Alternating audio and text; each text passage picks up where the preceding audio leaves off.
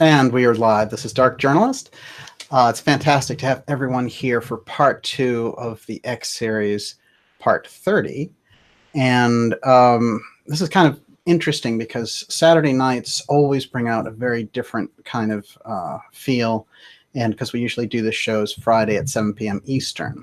And on Saturday night, there's a kind of, I want to call it ethereal freedom that creeps in because people leave all the work of the week behind, and here we are into that weekend, and ideas can open up that just weren't available previously. You can't do that all the time, but on the Saturdays that we do after we have the round of 10 episodes, when we do that two-parter, that Saturday is always kind of the bellwether of what's to come next. And that's very much the case here as we focus in for part 2 on Atlantis. This time, we're going into Rudolf Steiner's anthroposophical vision of Atlantis. And, you know, a lot of it's based on his book, Cosmic Memory, and a series of lectures that he gave dealing with the subject, and also in some of his works that were collected and put into something which are called the Essential Steiner, which I think is an essential book to have on Steiner. As usual, I'm joined by the lovely Olivia. Hi, everybody. It's fantastic to have Olivia here tonight. Last night we had Gigi Young, and we set up this episode quite well. A lot of things came out last night that are still kind of rippling, but that always happens whenever you have Gigi around. And her incredible mix of wisdom and psychic insight is always something that leads us onward. But a few things that came up that were so interesting in the things that she was reading dovetail nicely with the story of Steiner's Atlantis, because when we look at Steiner's version of Atlantis and we think about anthroposophy and theosophy and how they looked at Atlantis, and then we think of the Edgar Cayce readings, there's something that each have in common, but I would say that Steiner's really deliver that vision of the etheric body in Atlantis, which is crucial because most of the operation of Atlantis came from the ethereal body, which was built up beyond the physical body. Now, you can just imagine a lot of anthropologists looking at a statement like that and saying, oh, where's the proof for that ethereal body? And hence the clash of knowledge and worlds. But we're going very deeply with the information that the mystery schools have given us in relation to this, and we are getting back to that consciousness of understanding the different bodies beyond the physical. I have a question right away. Oh, wow. That dovetails with what you were just talking about. So Enki wants to know if Hawass has actually been to the library underneath the Sphinx. Zahi Hawass. Yes. Well, I guess we'd have to call him up and find out. Well, according to Gigi, you would need to be at the right frequency, right? No question. So he's talking about the Hall of Records that's under the Sphinx, which the Egyptian government, through Zahi Hawass, tried to get to, because, of course, Hawass had all the knowledge that Cayce brought through, and he had a deep knowledge of the readings, as did Mark Lehner, who the ARE, the Cayce Foundation, had sponsored to go there to Giza. And it is always a great question, and a lot of questions were raised about this going back a decade or so, whether or not they had got into this Hall of Records and were keeping it from the public. But there are kind of warnings there in the Cayce readings regarding who is going to have access to it, and that there are guardians and sentinels in place that basically won't allow it to be revealed until that time is right and the right people are there to do it. Now, that won't prevent certain groups and governments and black ops from attempting to get at sites like that, but there are these kind of mystery school protections put in place a long time ago when they could see the types of threats that would come up. But certainly it's a worthy question. And I think whenever we get into the cover-ups in Egypt, they are plentiful. When we're looking at Egypt, and this dovetails nicely with Steiner's work also, Egypt is, what we know as ancient Egypt is really a legacy culture and a mix, but it's a legacy culture from Atlantis, which was far more advanced than any of the other cultures on the planet at the time. And Atlantis had achieved a level of technological superiority that is unrivaled even today. Now, if you look at Casey's explanations for the types of technology that they had, if you really go deep into it, it's pretty far advanced. Casey's version that they had used this Tuaoi stone, this crystal, to manipulate matter and achieve things like invisibility, air flight, telepathic communication over mechanical elements, things like television, photographing through mountains, crafts that could go under the water and through the atmosphere. I mean, it's an incredibly advanced vision. And it's funny, it's one of my disappointments with the Casey Foundation, although I know that they do a good job in general, that they're a little bit afraid of this side of the Casey readings, which is incredibly dynamic. And, you know, very often when we think of Casey's image out there, there is a little bit of that, you know, he's the father of holistic medicine and people think of him as the sleeping prophet. There's a kind of quality to that image that I think they reinforce, and it's all very true. However, there's this incredibly wild series of 700 readings dealing with Atlantis and how incredibly advanced it was, and how it was not just advanced technologically, but there were groups inside Atlantis who knew from a spiritual level how to manipulate the technology. So you can see the kind of, you know, the spectrum that we're in is very different. And a lot of people inside of the Casey Foundation don't like dealing with the incredibly edgy Casey readings dealing with this, just like when we get to Steiner and Anthroposophy. So here on the X series, the things that I'm doing here with Olivia is bringing forward a vision of what the mystery schools were trying to bring forward through the public version of the mystery schools that came out, which were Anthroposophy, Theosophy, the work of Casey, and the figures themselves. Annie Besant, who gives us Steiner, who gives us Besant, Helena Blavatsky, who gave us Blavatsky. The mystery schools achieved a kind of agreement to settle on an individual who would bring some of these truths forward in the face, according to Rudolf Steiner, of incredible scientific materialism that was going to basically reshape, and as we've seen, the human mind, the human psyche, to lock off its higher psychic and spiritual channels. So it's a very crucial piece to miss. And a lot of those mystery schools, the only thing that they knew was secrecy. So there was a big fight in Steiner's version of this, which is backed up by work like the Transcendental Universe by C.G. Harrison, which I've brought forward on this program before, a very short series of lectures, which reads as a kind of blow-by-blow of the war of the mystery schools going on in that period, including the what's called the occult imprisonment of Helena Blavatsky. Now, what I think is important to note about these individuals is that they were specially chosen for a role, and that they each stand on each other's shoulders, in a sense, regardless of how diverse or if there were issues between them when they were living.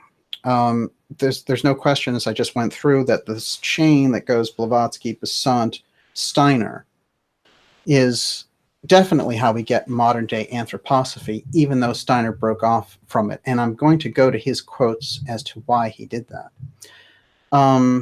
But then we have the larger issue of Atlantis itself. You know, Atlantis is something that comes up in these older traditions and is really brought forward best by Plato, who said it was incredibly technologically sophisticated.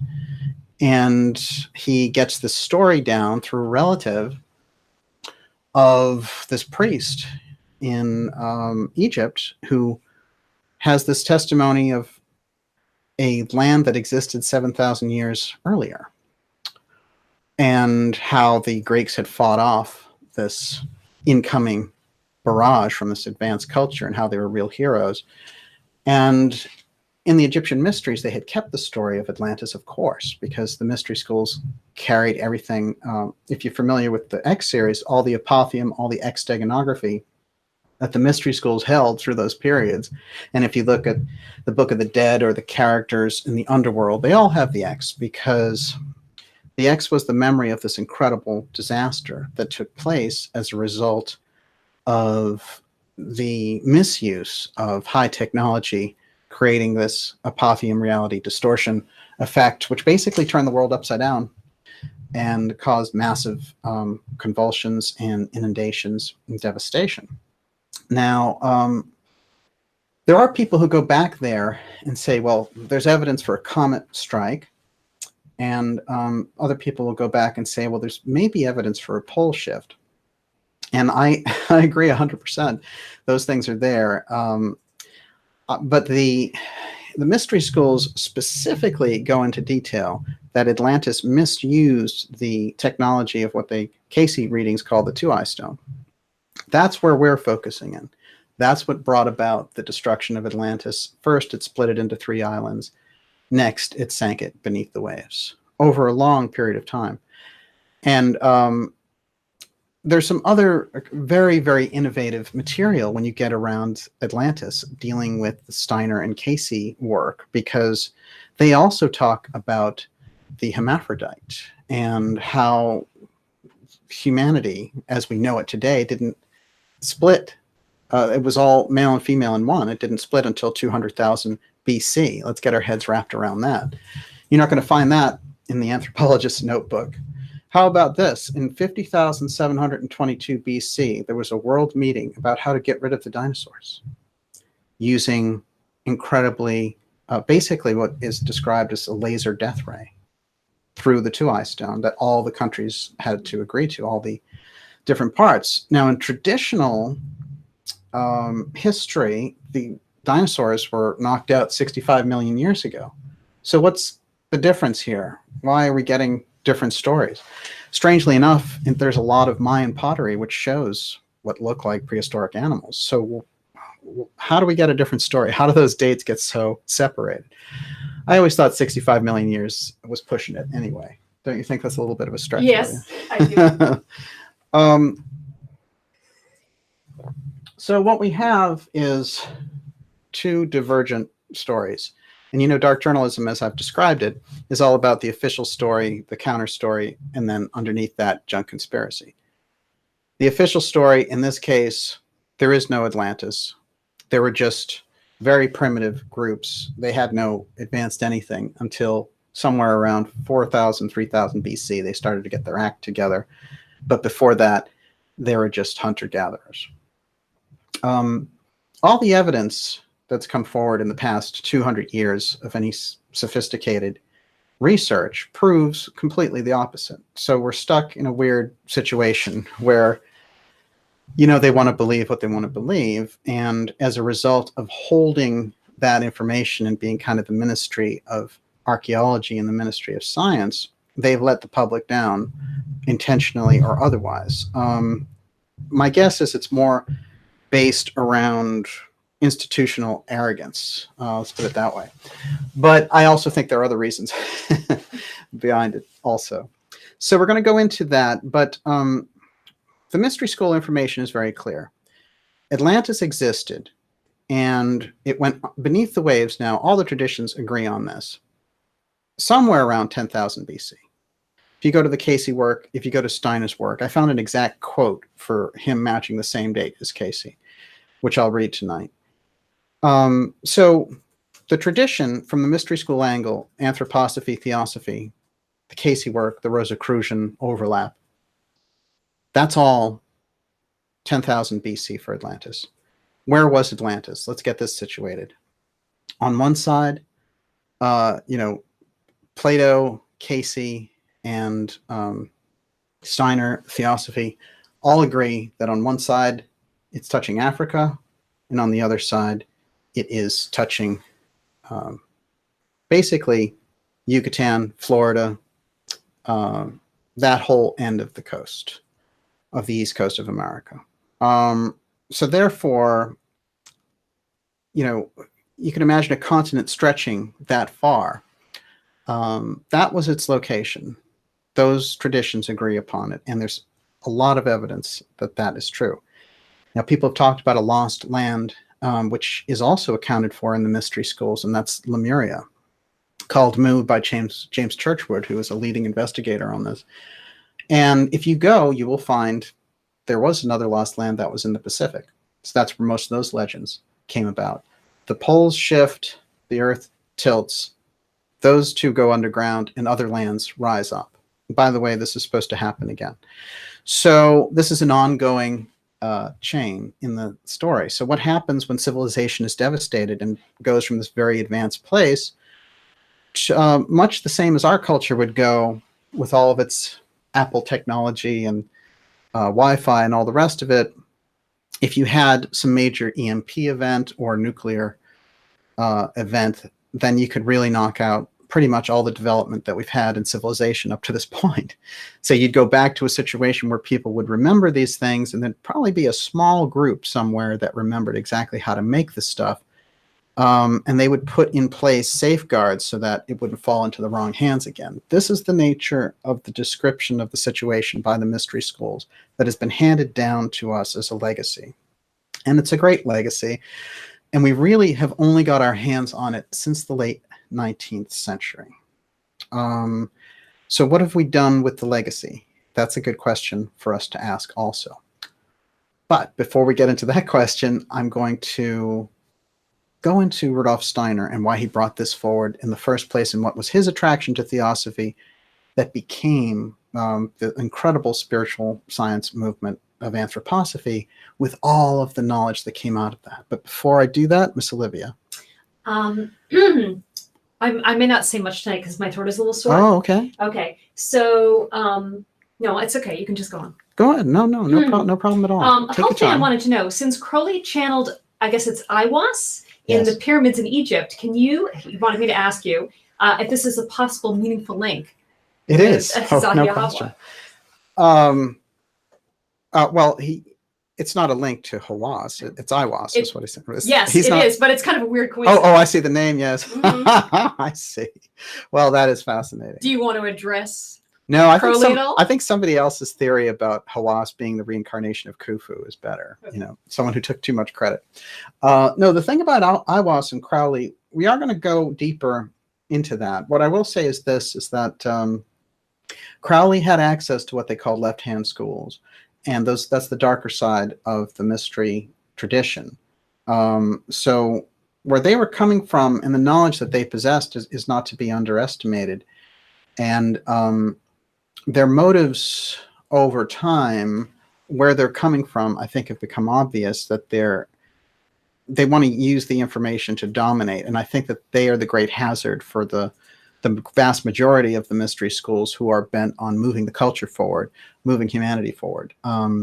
But I don't think that there's any doubt that some of the things that came forward from the Crowley work were, he shows a great understanding of Masonic rites. He shows a great understanding of the mystery traditions. So he certainly, he probably saw himself as some kind of liberator, as a lot of these people do. But I think it's clear that he was associated more with the black magic left-hand groups. But yeah, very interesting. Quite a contrast, isn't it, though, if you think about the high nobility, the high-mindedness of Annie Besant, or the incredible sacrifice of Steiner, and then you compare it with these other people, you see where they're coming from. It seems like one group is on the side of humanity and the other group is just out to get advancement for the sake of being, some kind of a Superman. So I think those things will always clash, and those groups will always clash. But I think there is a live and let live type of agreement among the groups. I don't think they go after each other. And I think, if anything, that the darker groups do target the light groups in relation to the mystery schools. But I think there's a kind of a respect level where one doesn't attack the other. But they certainly had a battle in the 19th century that Steiner described for us. Now, when we take it from that point of view, that the mystery schools had something to do, seeing the scientific materialism come in, which was they needed to release information regarding a few things. One of the things was humanity's relationship to these higher realms, so the unseen. What happens beyond the veil of death, the lost culture of Atlantis. These were the things that needed to be rolled out. And because there was a push-pull inside those groups, they came out in very strange ways. For example, one of the mystery schools decided to help the Fox sisters communicate with spirits beyond, those who had passed away and others. And they were remarkable mediums, and they became a craze, a sensation, so much so that they set off a sensation across America and Europe for people doing things like, communicating with the dead. And this is where the Ouija board came from, which is these spirits are going to come in and talk to me and so on. But this had gotten out of the realm of like witchcraft and things of this nature. Now it was moving into this different territory where it could almost become accepted. But something went wrong with that end of the experiment where, according to Steiner, these groups, and like the Fox sisters and people responding to people like the Poughkeepsie seer, Andrew Jackson Davis, that the mystery schools were helping, people were looking at it and saying, oh, I can talk to my family in the afterlife. And they were getting the impression that the afterlife was exactly like this one, which is not what the mystery schools wanted them to do. They wanted to picture this advancement going into these other realms. So they felt like they were misunderstanding the information. And somewhere along the line, the secret of reincarnation, which is something, of course, that cultures in the East live with every day, but really breaking that open here in the West became a key consideration. And there was a battle over that. And when it came out through people like Allan Kardec, reincarnation became a real political football between the mystery schools, because what was happening was this other group came forward and said, oh, no, there is no reincarnation, forget about that. But the cat was already out of the bag, and this became part of it. So at a certain point, these groups that are battling decide that this figure that they can settle on is this very advanced mystic who is Helena Blavatsky. And Blavatsky sorts out basically what the issue is for them, because they say, okay, she can bring this teaching forward, and she's kind of like, she'll be the woman of her time, and we can kind of control her. This is basically the misunderstanding that they had about Blavatsky. Blavatsky is given this incredible knowledge, or she has incredible knowledge working with these schools in Tibet and working with other schools in Egypt and in France. And by the time she gets to America, she's going to found the Theosophical Societies. But what she does with that role is interesting, because she decides that some of the secret schools that are in America are basically prejudiced against women, and that this is ridiculous in her case, since she has access to the same information that they have, and she wants to be invited into that. So it's a complicated story, but in essence, a lot of those secret societies had political arms, and she was a woman, one, she was Russian, two, and they didn't want her in there. So there's kind of a big showdown, and she founds the Theosophical Society, and she writes Isis Unveiled, which at that time releases the most kind of secret information from the mystery schools that's been allowed to go out and just to the public direct. And it causes quite a stir, and people don't understand it because there's all kinds of revelations in that book that just weren't on record before. And it attracts the attention of some very special people, including a reformer in England who is working for women's rights and workers' rights and home rule for Ireland. And she's Annie Besant, and she becomes attracted to the work. And ultimately, Blavatsky, after really having incredible battles with these mystery schools and the public and everyone else, hands the reins over to Annie Besant. And Annie Besant takes over when Blavatsky dies suddenly in 1891. So Besant is a very unusual figure, but it's through her that we get to Steiner. And so I really want to emphasize her. I've put her dead center in the X series because she's such an important figure. I have a picture over here. One of the things I want to say in relation to some of these people is that in retrospect, when people look back at them, they'll say things like, oh, so-and-so is a Fabian socialist, or, you know, so-and-so had this elite connection. And it's worth it, I guess, to look at those. But trying to brush somebody off with just a tagline like that, I mean, in that era, Fabian socialism, in all that probably seemed like a great solution, because you had all these people who were in London who were living basically in the ghetto, and we have kind of Dickens' version of London. So these people looking around were looking to improve the situation. So we can't kind of look through this 21st century lens. You know, it's kind of like when people say, hey, the founding fathers owned slaves. You know, the founding fathers gave us the Constitution in America, and it is because of the Constitution that we got to things like the Emancipation Proclamation. So, you know, I think we have to get real when we look back at things and not put this 21st century stamp on it, because you're not going to get very far. These people have to contend with the times that they're in, move the ball forward, and many of them have. What I want to really stress about Besant is she brought forward home rule in India through Gandhi, who was a member of the Theosophical Society. So this isn't somebody who's just kind of cosmically in her mind, you know, working on the idea of, are there ascended masters? She's taking in this incredible knowledge on one hand, and on the other hand, giving out this remarkable political transformation in people's lives. That's Besant there. And Besant will also, when she takes over Theosophy, she's far better organized than anything that Blavatsky or Colonel Alcott, who was Blavatsky's partner, tried to do.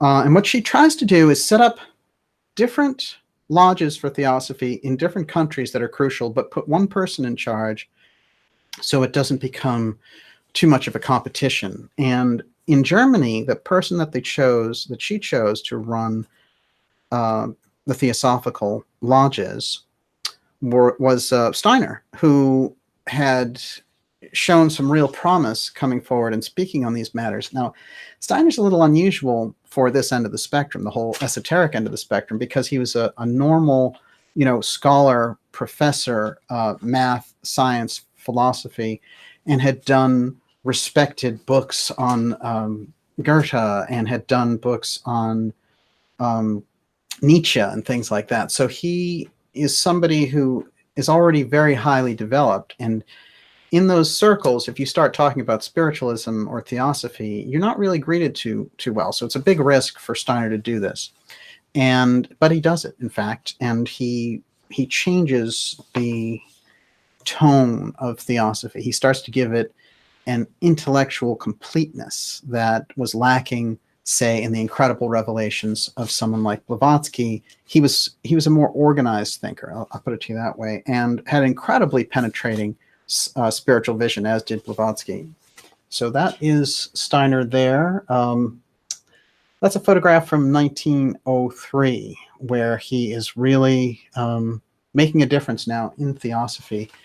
And for a number of years, until 1912, he's the leading figure in theosophy for Germany, and he develops quite a following. But what happens is things go wrong inside theosophy, and a plan gets hatched because World War I is approaching, and people are getting impatient for progress, in essence.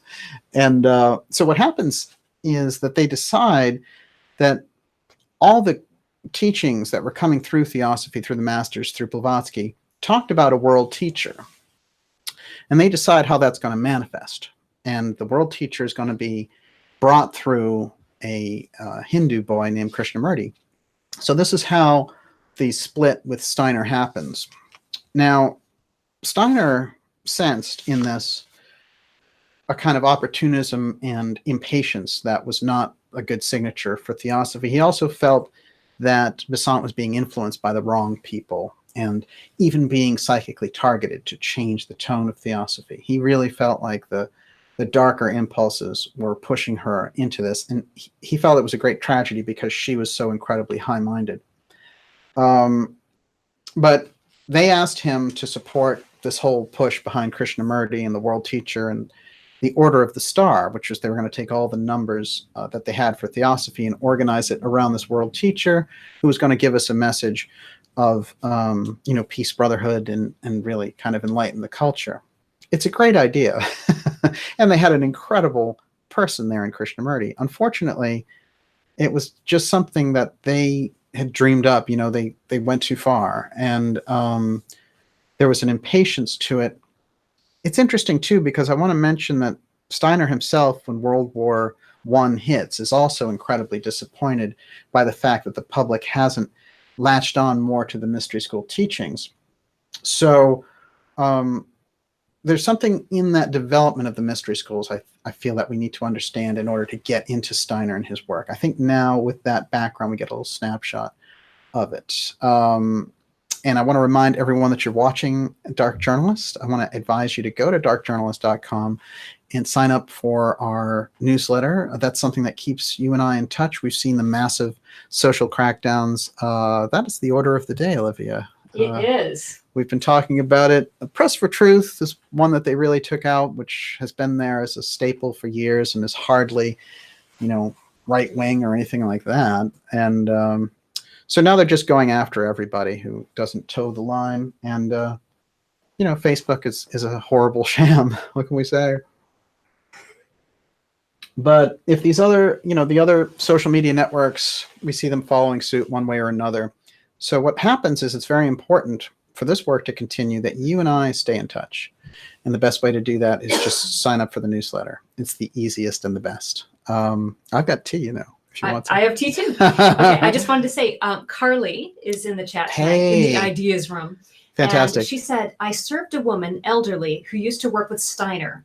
She talked about how bright his eyes were, like you could see the universe in his eyes. I think we get a little bit of that. Steiner, it's funny because I was reading a biography about a famous architect, and they mentioned something. It's Frank Lloyd Wright, and they said he was a man of his time. It's one of the and I thought, oh boy, this is going to be a tough biography. I can tell right off the bat.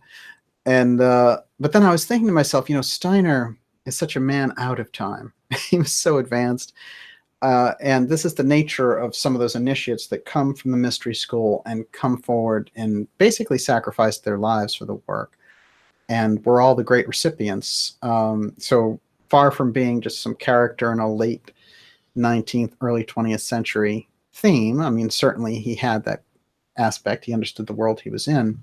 This is a guy who was looking out to the 21st century and looking back to the incredible advancement of Atlantis. And, I think this way also about all of these individuals. They're just so out of time. And very often they would say themselves that they were 100 years too early. And there's a great prediction involving things that Steiner has said in relation to anthroposophy. And it works something like this, which is that if the ideas don't catch on there, and the time when he gave the lecture was 1916 when World War I was raging, and he felt that theosophy and anthroposophy, but the public had failed, or anthroposophy and theosophy had failed. It was something, but the fact that this disaster hadn't been averted weighed on him heavily. And what he decided was that he was going to release all of these kind of more secret lectures, which is where we get some of the edgier material relating to Ahriman and all the rest of it. A lot of that stuff, by the way, has only been translated here for English speakers from German in the past 2 decades. So we're just really, getting on to some of the newer understanding of Steiner. So in many ways, there's a great new wave there of information for us to follow up on if we're paying attention. But one of the things I think they looked at it and said, and each one in their own way, and I've gone through even people like Dion Fortune who've also said this, but there's something about this period 100 years after 1916 in about a 20 to 30 year window from 2016 to 2046, somewhere in there, that anthroposophy and spiritual science would have a chance to become widely adopted by the public. And the mystery schools worked like that. I think if you really study the traditions from Gurdjieff and Casey, this idea that they're spreading seeds, they come out and they do all this, and then they withdraw, and they watch to see how those seeds are picked up and adopted and moved. And then they come back, and this process continues back and forth.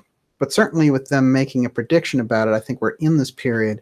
So we have to now take a look around and see the different things that are happening and how there's so much disinformation around things like psychic phenomena, like mediumistic work and all of this has been kind of segregated into this spot where these marketing forces know how to manipulate it. You know, and you hear the wildest stories and galactic ambassadors and whatever it happens to be, reptilian bloodlines. And they're all distortions of actual traditions of one sort or another, but they are marketing campaigns, and we've been marketed to and squeezed in that regard for a while. Let's also not forget the incredible intel disinformation that goes on in alternative research communities, dealing with the UFO file, dealing with spiritual experience, what's called the New Age. You know, all of this, the term New Age actually came about in 1912 because someone named A.R. Orage, who was deeply working with the Gurdjieff movement, and Ouspensky, decided, hey, let's put this forward and bring this out. So, you know, a lot of these things were in the working. And I think what happened was that they laid an incredible foundation. And now we have this incredible cross event, I would say, where there's a kind of a crossroads with it, where the information is coming back for us to take a look at it. It's coming forward because that 100-year period has gone around and around. And it's where are we now, and how can we use the great truths that the mystery schools brought forward.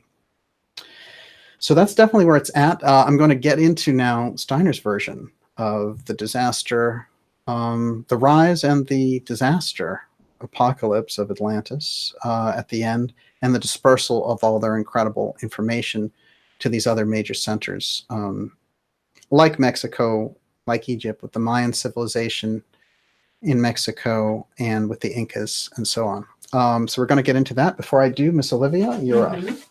Well, I wanted to ask a question that David Donaway posted in the pre-chat yesterday that we didn't get to, and I thought it was great.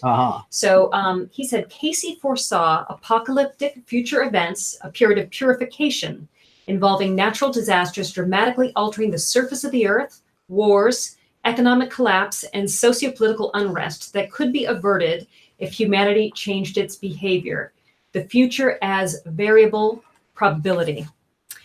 What do you have to say about that, and what does Steiner have to say about that? Well, Steiner also warns about us going into this tremendous era of this battle with Ahriman, and Ahriman being these dark astral forces who come forward through technology and take the advancement of technology and kind of weasel their way in to control humanity with it. There's no doubt that they predicted this outcome. The incredible Earth changes ideas, we've seen massive weather issues. We've seen massive, if you really count the course of time, we've seen earthquakes. And what we've been lucky is that here in America, you know, we haven't witnessed it to the degree which it has been warned about. However, I do feel that we're in a period which is a kind of decisive period in relation to this. And so I don't take anything for granted. I think they wanted to tell us that we were the kind of like the earthquake natural disaster generation here coming into the 21st century. They were trying to give us a heads up in relation to this and tell us, but they did warn that it was a gradual and not a cataclysmic, if you look directly in the Casey readings especially, that it was a gradual development, a gradual shift. But there's no question that we've been seeing it, and when you think of all the things you know, that have been happening, if you go into states like Oklahoma and you look at the earthquake ratio, they've gone through the roof. Now, a lot of that is due to fracking, but, you know, for all we know, this is exactly what they were warning about. So it always gets tricky when we're trying to figure out where the earth changes will be, etc. But remember, in Atlantis, there were these disasters that were set off by the technology.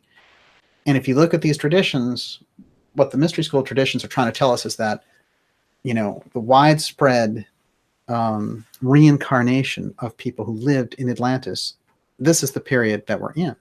So, you know, here we are facing the same challenge again. And I was telling this story yesterday that, you know, we're very close here to Boston Dynamics. It's not far. And there they are building these Terminator machines to take jobs and to become warriors, and eventually they'll be enforcers. Let's face it. In Google, if you go to San Francisco by the Google headquarters, you're going to find these little kind of R2D2 units kicking street people out. And so they're a star is born, right? A concept is born. So it's only going to take a little while for that thing to grow up into a Terminator monster, picking up your car. It's not going to take long at all. It's not. So this is what we're up against. Therefore, when we look back to things like the abuse of power and technology in Atlantis, I think the reason that story's out is because the mystery schools wanted us to apprehend it, get a handle on it, and understand it in relation to the current reality. What I've done in studying the X Steganography briefly is that the period that we're in, they're using the X Steganography. The use of the X Steganography is happening as we speak. But I can find the X Steganography in the Egyptian Book of the Dead. So, you're talking about 6,000 years of history there. And it's undeniable for any researcher looking at it. You're not going to find a ratio of coincidence for that amount of programs that go black that have the X designation. It's just, this is the research that I've come up with. That's why we're here talking in the X series, because the X Steganography is something that they're using now through the government power structures, but it comes from this old tradition back of when something went very wrong, way, way, way back. And the mystery schools carried that tradition for 10,000 years. So, we're on a very interesting precipice. It reminds me of this discovery. I often go back to this, but it's worthwhile to take a look at it. And then we're going to dive right into Steiner's history. This is, let's see if we get a shot of this. This is the Rosetta Stone. And the Rosetta Stone is the only reason that we understand hieroglyphics. So what I'm submitting is that the X Steganography is the same way that we can read this coding for the mystery schools and the government secrecy programs.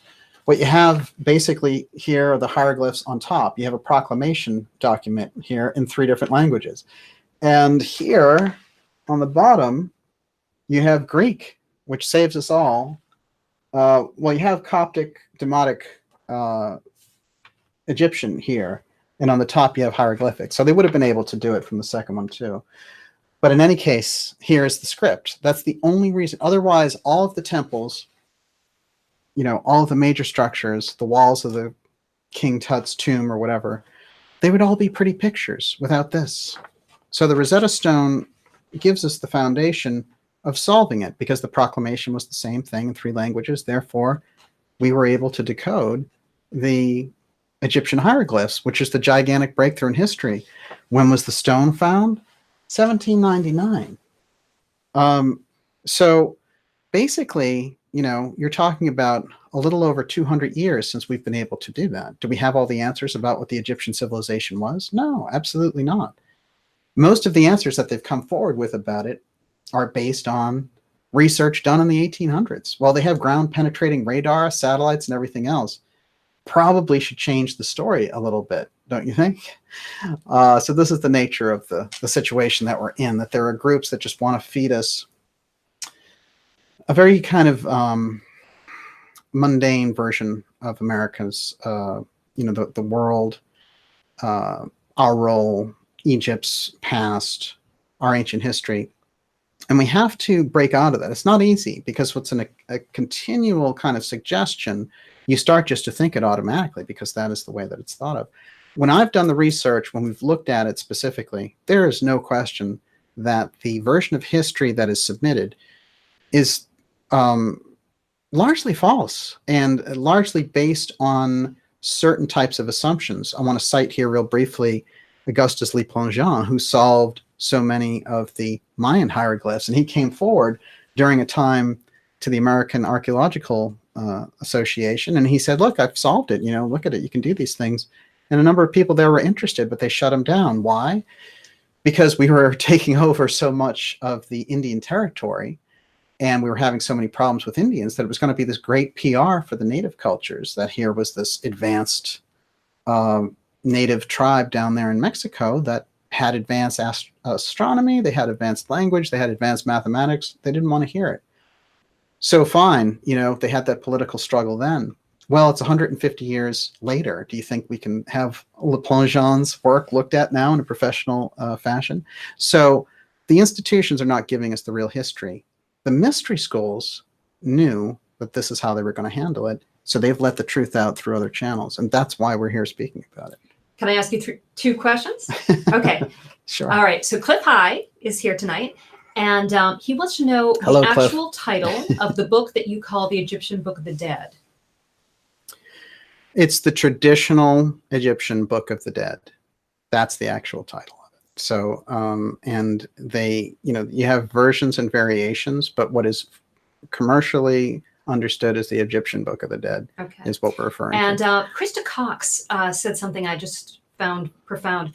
I feel that a spiritual evolution is supposed to be happening and but is suppressed. And they are presenting a technological version of that event to keep us from growing naturally. Wow, isn't that interesting?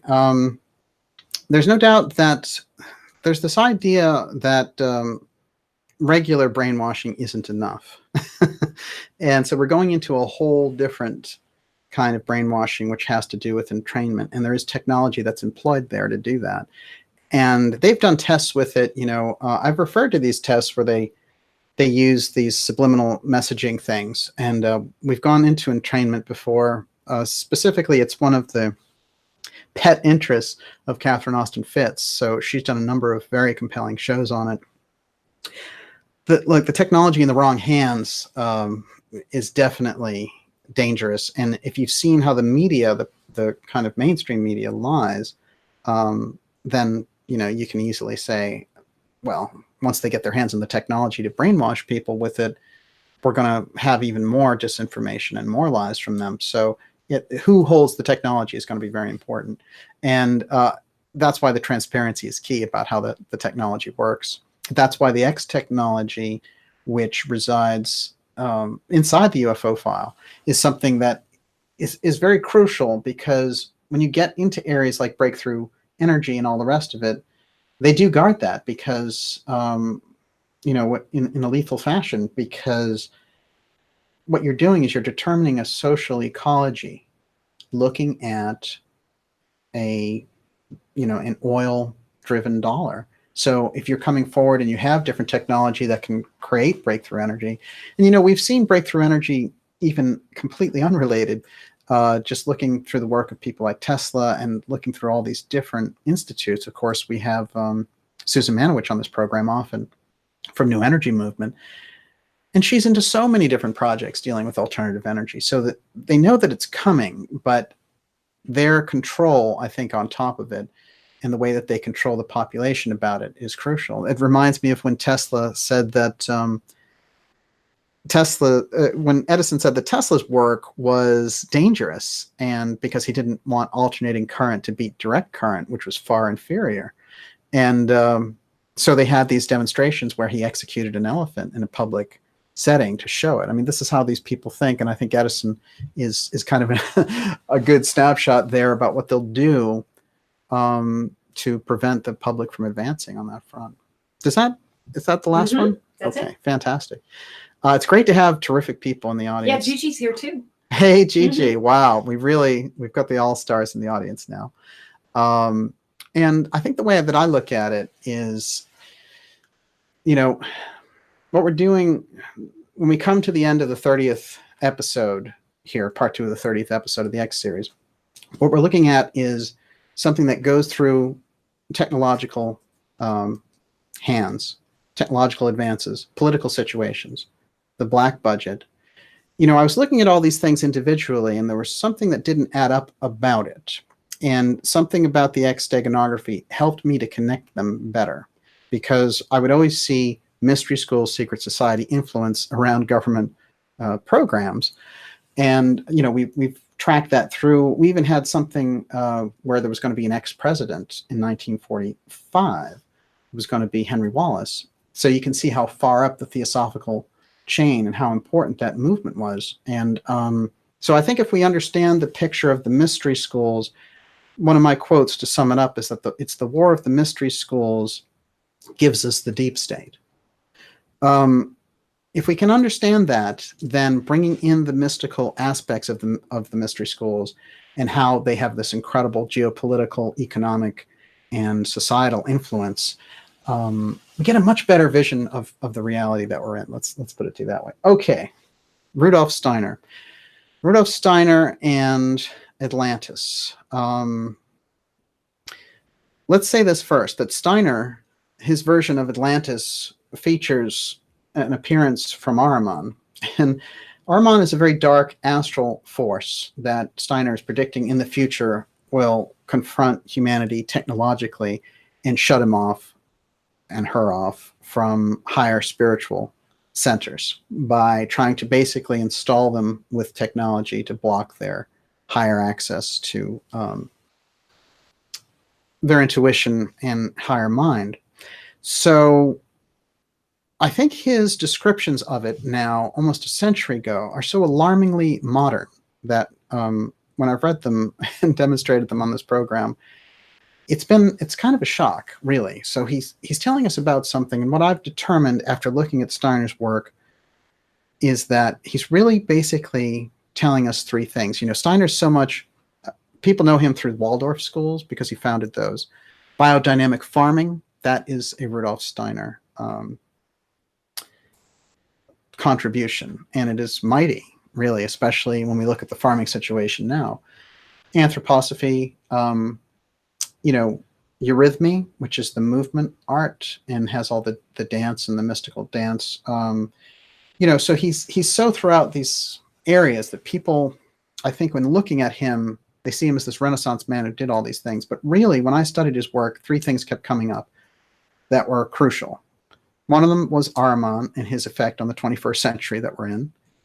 The second one was the period of Atlantis when we last had this battle and what he called the post-Atlantean epochs and how they repeat. And the eighth sphere, which was an artificial step in evolution that Ahriman was working to have humanity move through. And this takes in, you know, this is a cosmological aspect with Ahriman, because you're getting into things like reincarnation, you're getting into things like the influence of the planets and stuff. Okay. But it seemed to me that he spent 3 decades trying to tell people about those three things. And that he was basically like, you know, Ahriman is such a crucial factor that it relates so much to the evolution of humanity that we have to get our heads wrapped around this idea of what Ahriman is, how it operates, and how to combat it, in a sense. Not avoid it, but to face it and learn from it. So this movement of Ahriman is a dark astral entity that has had this influence on humanity. And the story in general, and this will be just a kind of a quick capsule, is that these Ahrimanic forces work to harvest humanity and to keep it enslaved and to keep it in this spiral where it serves Ahriman. Now, humanity has a natural evolutionary track, and Steiner says that the track, they're attempting to break that track by keeping us in this lower evolutionary track, because in the lower evolutionary track, our consciousness doesn't advance to the point where we adopt our higher spiritual nature and basically, you know, overcome the earth, in a sense, overcome a number of the things that we see, war, poverty, and all the rest of it. So, you know, now I think traditionally in Christian terms and things, you just call that the devil. But with Steiner, he takes us and he gives us this name Ahriman and this figure Ahriman that he sculpted and really spent a lot of time in lectures trying to get this message across about who that was. And I think what happens is that Ahriman becomes then something different than what Theosophy was offering, something different than what we get through the Casey readings. It's this very specific thing. But where does that name Ahriman come from? Well, it comes from Persian mythology, and Ahura Mazda is the kind of the good guy in the Persian mythology, and his twin is Ahriman, and they are constantly battling. They're just, you know, it's like Michael and the Dragon. It's a nonstop at their throats battle. But the forces of Ahriman have all the powers of Ahura Mazda. I think that's the key part of the story. And Steiner, as clued in as he was, and as much of a mystery school initiate as he was, if he's going to use this term Ahriman and bring it forward, I think we have to pay extra attention to it, because if he's looking at it that way, he could have just said, oh, it's the devil, you're dealing with demonic force. He's telling us about something else. He's telling us about something that has to do with the evolutionary track of humanity on Earth, and that it is infinitely wound up with us in our technological future, and that this is the main kind of battle that we're up against. There were other movements like the Gurdjieff movement that were stressing not being a machine. And I wonder now, as I look back on those movements, about how they called humanity a sleeping machine and so on, if that isn't the same strain of mystery schools working a different line. So I think that we're going to find that a lot of these traditions blend, even if they come from totally different parts of the world. So in Atlantis, one of the things that Ahriman stresses, that Steiner stresses about Ahriman, is that the technology that was being used, as we found through the Casey readings, is largely used to interface with higher forces. And Steiner's version very early on about the Atlanteans is that they are largely etheric bodies. They're not the physical bodies that we possess here. So we have to kind of wrap our heads around that. And he also says that the way that they interplay with those higher forces, a kind of spiritual hierarchy, those different beings, is the way that you and I have conversations, with a local politician or something. I mean, it's a very common experience for them to do this.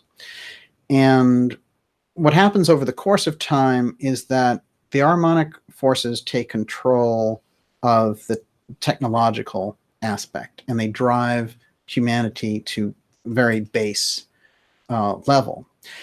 Now, I don't know how deep into the cosmology we should go on this, but I will say this in relation to Ahriman, and I have some great quotes here from Steiner about it, that basically the Ahrimanic forces were here on Earth when the moon was still part of the Earth. And this is the lowest point in our evolution, and that's when these forces got a foothold and got into the kind of development evolutionary scale of humanity. And when the moon left, these Ahrimanic forces were weakened, basically. That was the lowest point. And so we advanced beyond that, and they ever since have been trying to capture humanity as a force to harvest its energy and its life, and they like things as they are. So they want to move on that as we're doing our evolutionary track. They want to create a different evolutionary track. So if the normal track discussed by Steiner is that we go through the planets and learn from each one in the Jupiter phase, in the Venus phase, and so forward, the Ahrimanic forces want to divert that into something that Steiner calls the eighth sphere. Now, we've done some shows on the eighth sphere, so I'm not going to spend too much time on it. But suffice to say, it's an artificial step in the course of doing this, that we would move into a realm where we come back and reincarnate through this and miss all of the normal steps that would lead us to the evolutionary track. And, that evolutionary track has Steiner talking about Jupiter as a new Earth, eventually, way down the line. So Ahriman's goal basically is to prevent us from reaching that. That's basically the cosmology that surrounds Steiner's version of it. Now, when Steiner discusses Atlantis, I think these are some of the key quotes to give us some idea of what was happening there. And I'm going to come back to one of the really important pieces, which is memory, and how women developed memory first. And this is absolutely crucial because as we've seen, these mystery schools develop the female cognitive psychic force. They don't emphasize the male cognitive force. They kind of emphasize men around will, and they emphasize the somnambulous, clairvoyant abilities of women, very often young women. And the reason, it turns out, if you really look into the tradition on the Steiner side, is that women developed the clairvoyant ability long time before men did. So they have a better ability, more experience using it naturally. So, I think this is pretty understandable in a lot of ways. Women are known as more intuitive, more thoughtful generally. But on the psychic side, I think it's a crucial aspect to know. Wouldn't you say, Miss Olivia? I would. How are we doing with everyone in the questions? Great. We could stop right now and just go straight to questions. I have so many of them. Wow. No, I have more. I'll tell you what we're going to do. Keep asking the questions. Ask them in caps, because that's the best way for us to catch them. I'm going to remind everyone that you're watching the Dark Journalist show. We're talking about Rudolf Steiner and the Atlantean apocalypse. I think it's very aptly named. Mm-hmm. And the Tuaoi stone is the Casey aspect that we came in on from yesterday's Casey Rata episode with Gigi, which, by the way, is still, it's incredible ramifications. And I woke up and my inbox was completely full, more full than I've ever seen it. But I will get to those probably some point tomorrow. Okay. Atlantis, Steiner's description, to give us an idea, a snapshot. By the way, Steiner's book, what I think is his best book, is Cosmic Memory on Atlantis. The original name of the book was Atlantis and Lemuria, and Cosmic Memory was the subtitle, but now that's the main title, and it is fascinating. Very different than any other book on Atlantis you will find out there. When he starts talking about how there's a group of the Atlanteans that are transparent, I think we start to get the idea that we're looking at a totally different version. And he also talks about how he gets the information to give us some idea of that, and talks about why certain information remains hidden. Okay. So early development in Atlantis, these ethereal beings coming to the fore. Quote, while the power to think logically was absent among the Atlanteans, especially the earlier ones, in their highly developed memory, they possessed something which gave a special character to everything they did. Memory is closer to the deeper natural basis of man than reason, and in connection with it, other powers were developed which were still closer to those of subordinate natural beings than our contemporary human powers. Thus, the Atlanteans could control what one calls the life force. This is crucial. As today, one extracts the energy of heat from coal and transforms it into motive power for our means of locomotion, the Atlanteans knew how to put the germinal energy of organisms into their service of their technology. And what's interesting about this, I think, is that he also gives us this description of them using their knowledge of plants and extracting energy from plants, which I found quite fascinating. I wanted to give us a visual cue about something really, really fascinating in relation to this. Let's see where I have that here. I'm going to keep reading and then I'll get the visual. The vehicles of the Atlanteans, which floated a short distance above the ground, traveled at a height lower than that of the mountain ranges of the Atlantean period, had steering mechanisms by the aid of which they could rise above mountain ranges. Today, the above-mentioned vehicles of the Atlanteans may be totally useless because their usefulness depended on the fact that then the cover of air which envelops the Earth was much denser than at present. The above-mentioned density of air is certain for occult experience as any fact of today given by the senses. This is very interesting. So the way that they utilized it, there's a lot of things that go to the actual density of the atmosphere. And it was a different atmosphere that they were dealing with. That's why their etheric bodies, in Steiner's vision, float above their physical bodies. Although they act through their physical bodies, they actually reside above them. And what you'll find in theosophical traditions is something called the Etheric Double. And the Etheric Double is something that outlines the body as an energy form, kind of like an aura, which you will find many healers treat that Etheric Double for physical ailment and work on it energetically, and the person walks away fine. So this kind of floating body that's sitting above, physically above the body, in the Atlantean culture, it's natural for them to float above the body and utilize the body for different things, but actually reside.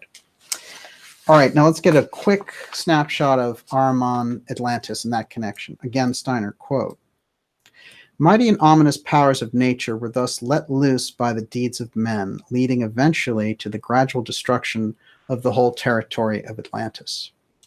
In the Casey work, the Tuaoi stone is devastating, and the Tuaoi stone is this crystal. I'm going to give a quick picture of the crystal.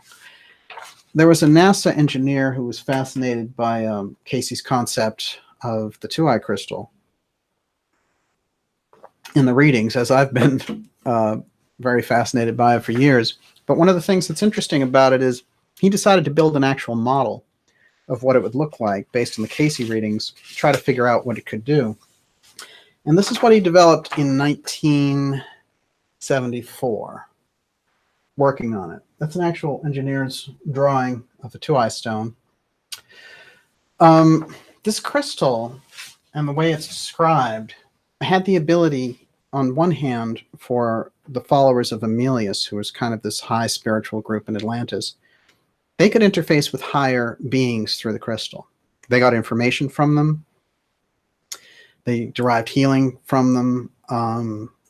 They were given, instructions for how to grow the culture. In essence, it was a direct link. On the other hand, this Belial group that operates in Atlantis is a might makes right kind of a group, and we see a lot of those around now. And what they wanted to use the crystal for was very different. They decided that, both groups could use it for things like airplanes and things like incredible machines that would move through mountains. And the way that they're described is really beyond science fiction. And we get kind of an idea because of the culture that we're in. But if you think about the period that Casey's doling this out in the 1920s, it's quite remarkable. But Steiner's connection here is that he's referring to them using this kind of advanced technology and the clash that's taking place. So some background on this. When we look at that crystal and what it could do, the Belial group gets their hands on it. And what they use it for is to annihilate their enemies, in essence. And this is where the big clash comes in, because it's such a low density thing to do that it pulls the evolutionary tract down. And there's a big split between the Emilius group, referred to sometimes as the Children of One, and the Belial group. That split, when we talk about transhumanism and the things that we see in the 21st century now, we can see that split very obviously in the kind of corporate overlords doling out, pushing the technology, and, people obsessed with their, like the Drone King. John Brennan is he'd make a good son of Belial, let's say, don't you think?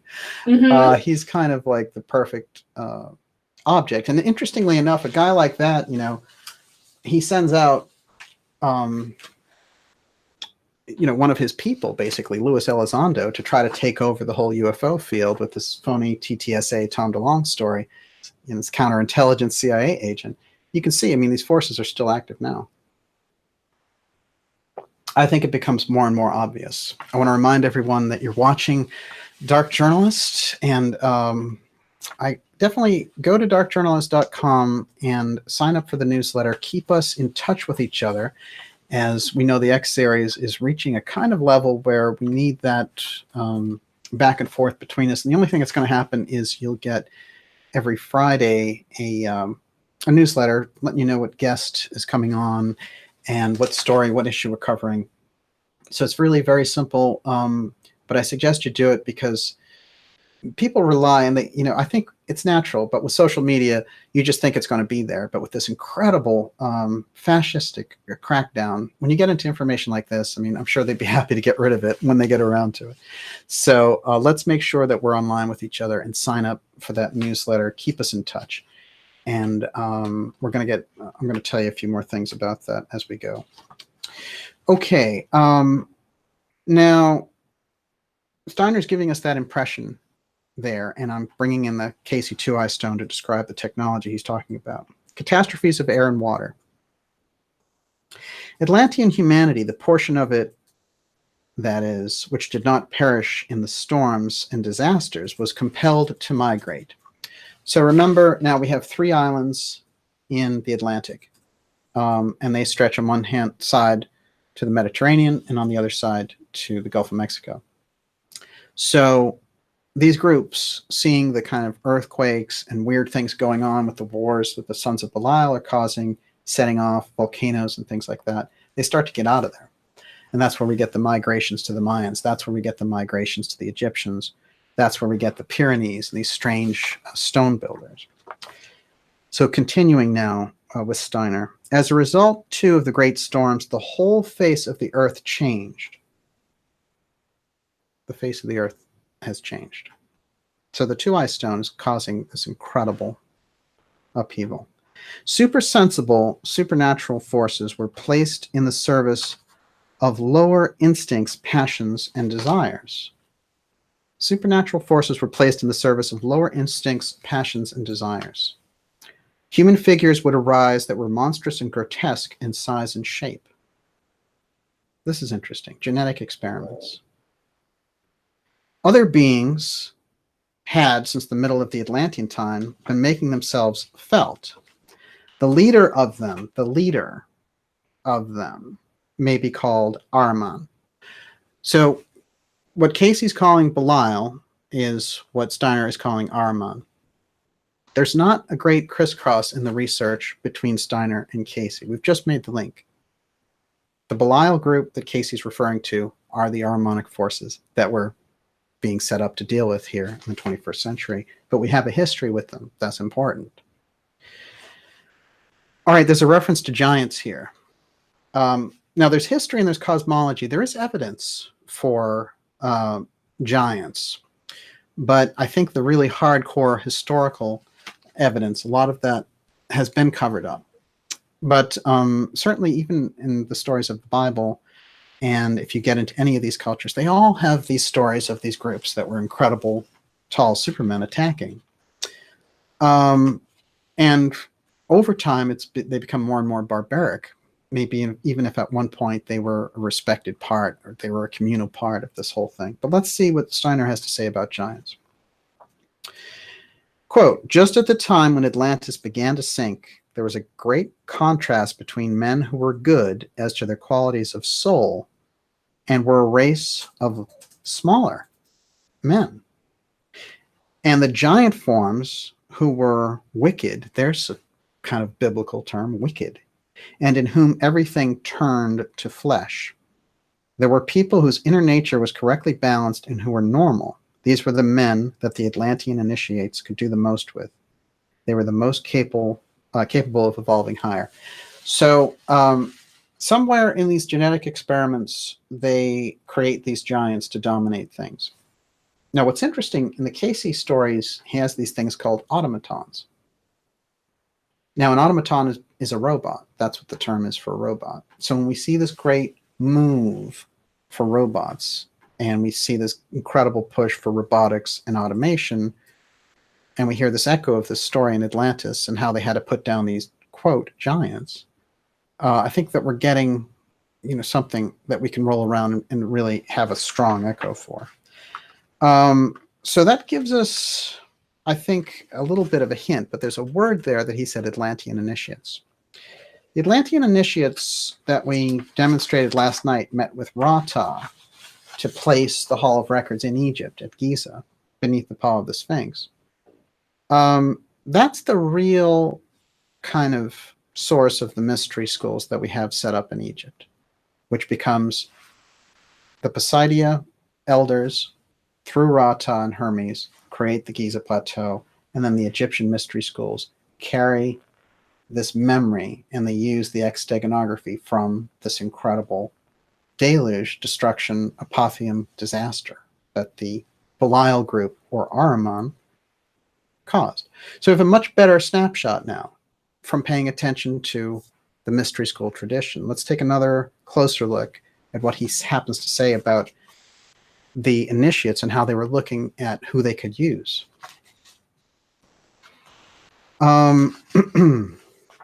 It was the normal human beings that were the best material for the initiates to use for the evolution of the future. Those people whose ego impulse was developed too strongly gradually wandered to the West and became the nation's last survivors of what appeared as native cultures in America. So, it is interesting because when we think of the great traditions of the Native Americans, we have these very advanced, evolved cultures, like the Sioux, for example. But then you have other cultures that are naturally warlike and that are seemingly, this clash between the Emilius groups and the Sons of Belial goes on when everything goes primitive, after all the technology's gone. A little more from Steiner. Basically, from here, well, actually, there's a quote on the type that I want to get to here. So let's do that. Hang in there just a second. Why don't you get to the question? I'm going to throw a crazy one. So that's a great idea. George Ivankovich wants to know, do you believe the fallen angels created Atlantis? No, I mean, again, the whole idea of fallen angels comes out of this tradition of the Belial groups. And what it is, you have a number of types that are there in Atlantis at the time. And some of them are these higher Emilius groups who want to move the culture, and others who want to dominate using the technology. So I think that the actual notion of fallen angels, like Ahriman, etc., what they want to do is take a culture like that down, because it's going to move away from them and their influence. So it does mean, when you look at the cosmology of the Steiner work talking about Ahriman, we do have to get a handle on Ahriman, not just as a boogeyman, but as this kind of force that's operative in human destiny, human evolution, the human past. So we have a relationship to it. So therefore, we need to first get some transparency on what it is, what it's about, what it's trying to do, and how to deal with it. That kind of thing, I think, is the value of spiritual science. That's why Steiner's work really stands out, because he's giving us a key here through the mystery schools for how to deal with things now, 100 years after his work. But yeah, that is a good question, however. I can take another one. It's all right. Okay, so Melody Grundy wants to know, were the Sons of Belial basically scientific materialists? Absolutely. Yeah. Yeah, I mean... But more, they had their own mystery school, so they're magical they're sorcerers. Absolutely. They're referred to as black magicians in Steiner's work. So that's how we can think of them. That's exactly kind of a snapshot. Let's get more on Steiner and the initiate schools. This is my very battered copy of Egyptian Myths and Mysteries, which has been battered for over 2 decades. Okay. In Atlantis, we could encounter something similar to initiate schools. In order to understand them thoroughly, let us examine the methods of such ancient Atlantean initiation schools. If we go back to those times, we find the above described conditions of consciousness prevailed, and also that man did not have his present shape. This is very important, I think, the way we understand these cultures. They're different. He had quite a different form. Let us go back to the first half of the Atlantean period. Man consisted already of physical, etheric, and astral bodies, plus the ego, but the physical body looked quite different. We might compare it with the bodies of certain sea animals, transparent, hardly to be seen, although laced with luminous threads in certain directions. It was much softer than today, having as yet no bones. It is true that there was already cartilage in some parts, but in these ancient times, the physical body was definitely not of its present form. It didn't dominate. The etheric body was a much more important member. The physical body was then more or less the same size as now, but the etheric body was extraordinarily large. This etheric body varied among individuals, but one could perceive 4 different types. Now listen closely, because it's quite fascinating when we consider the work we were doing yesterday with Gigi Young. First, about her talking about this powerful group in ancient times, this mystical group that was very attracted to water and almost amphibious. And also the fact that she was talking about the lion tradition and the tradition of these lion beings in relation to the Sphinx, and how that whole mythology and cosmology played out and what it was about. This is interesting. There's a crisscross with the Steiner work and what Gigi was talking to us about. Okay. This etheric body varied among individuals. One part of mankind would resemble one type, another part another. These 4 types may be designated by the names of the apocalyptic beasts: bull, lion, eagle, and man. Now, I brought up the vision of the apocalypse, and it's interesting because we're really talking about the Atlantean apocalypse here, but that apocalypse tradition, there's a lion very well represented there. So what was that about? It would not be correct to imagine that these beasts were exactly similar to the present animals, but the impression that they made reminds us of these. So it's the archetype. The impressions that the etheric bodies made can be understood through the picture of a lion, a bull, an eagle, or a man. We can compare with the bull the portion of mankind that gave the impression of having powerful reproductive forces or an unusual appetite.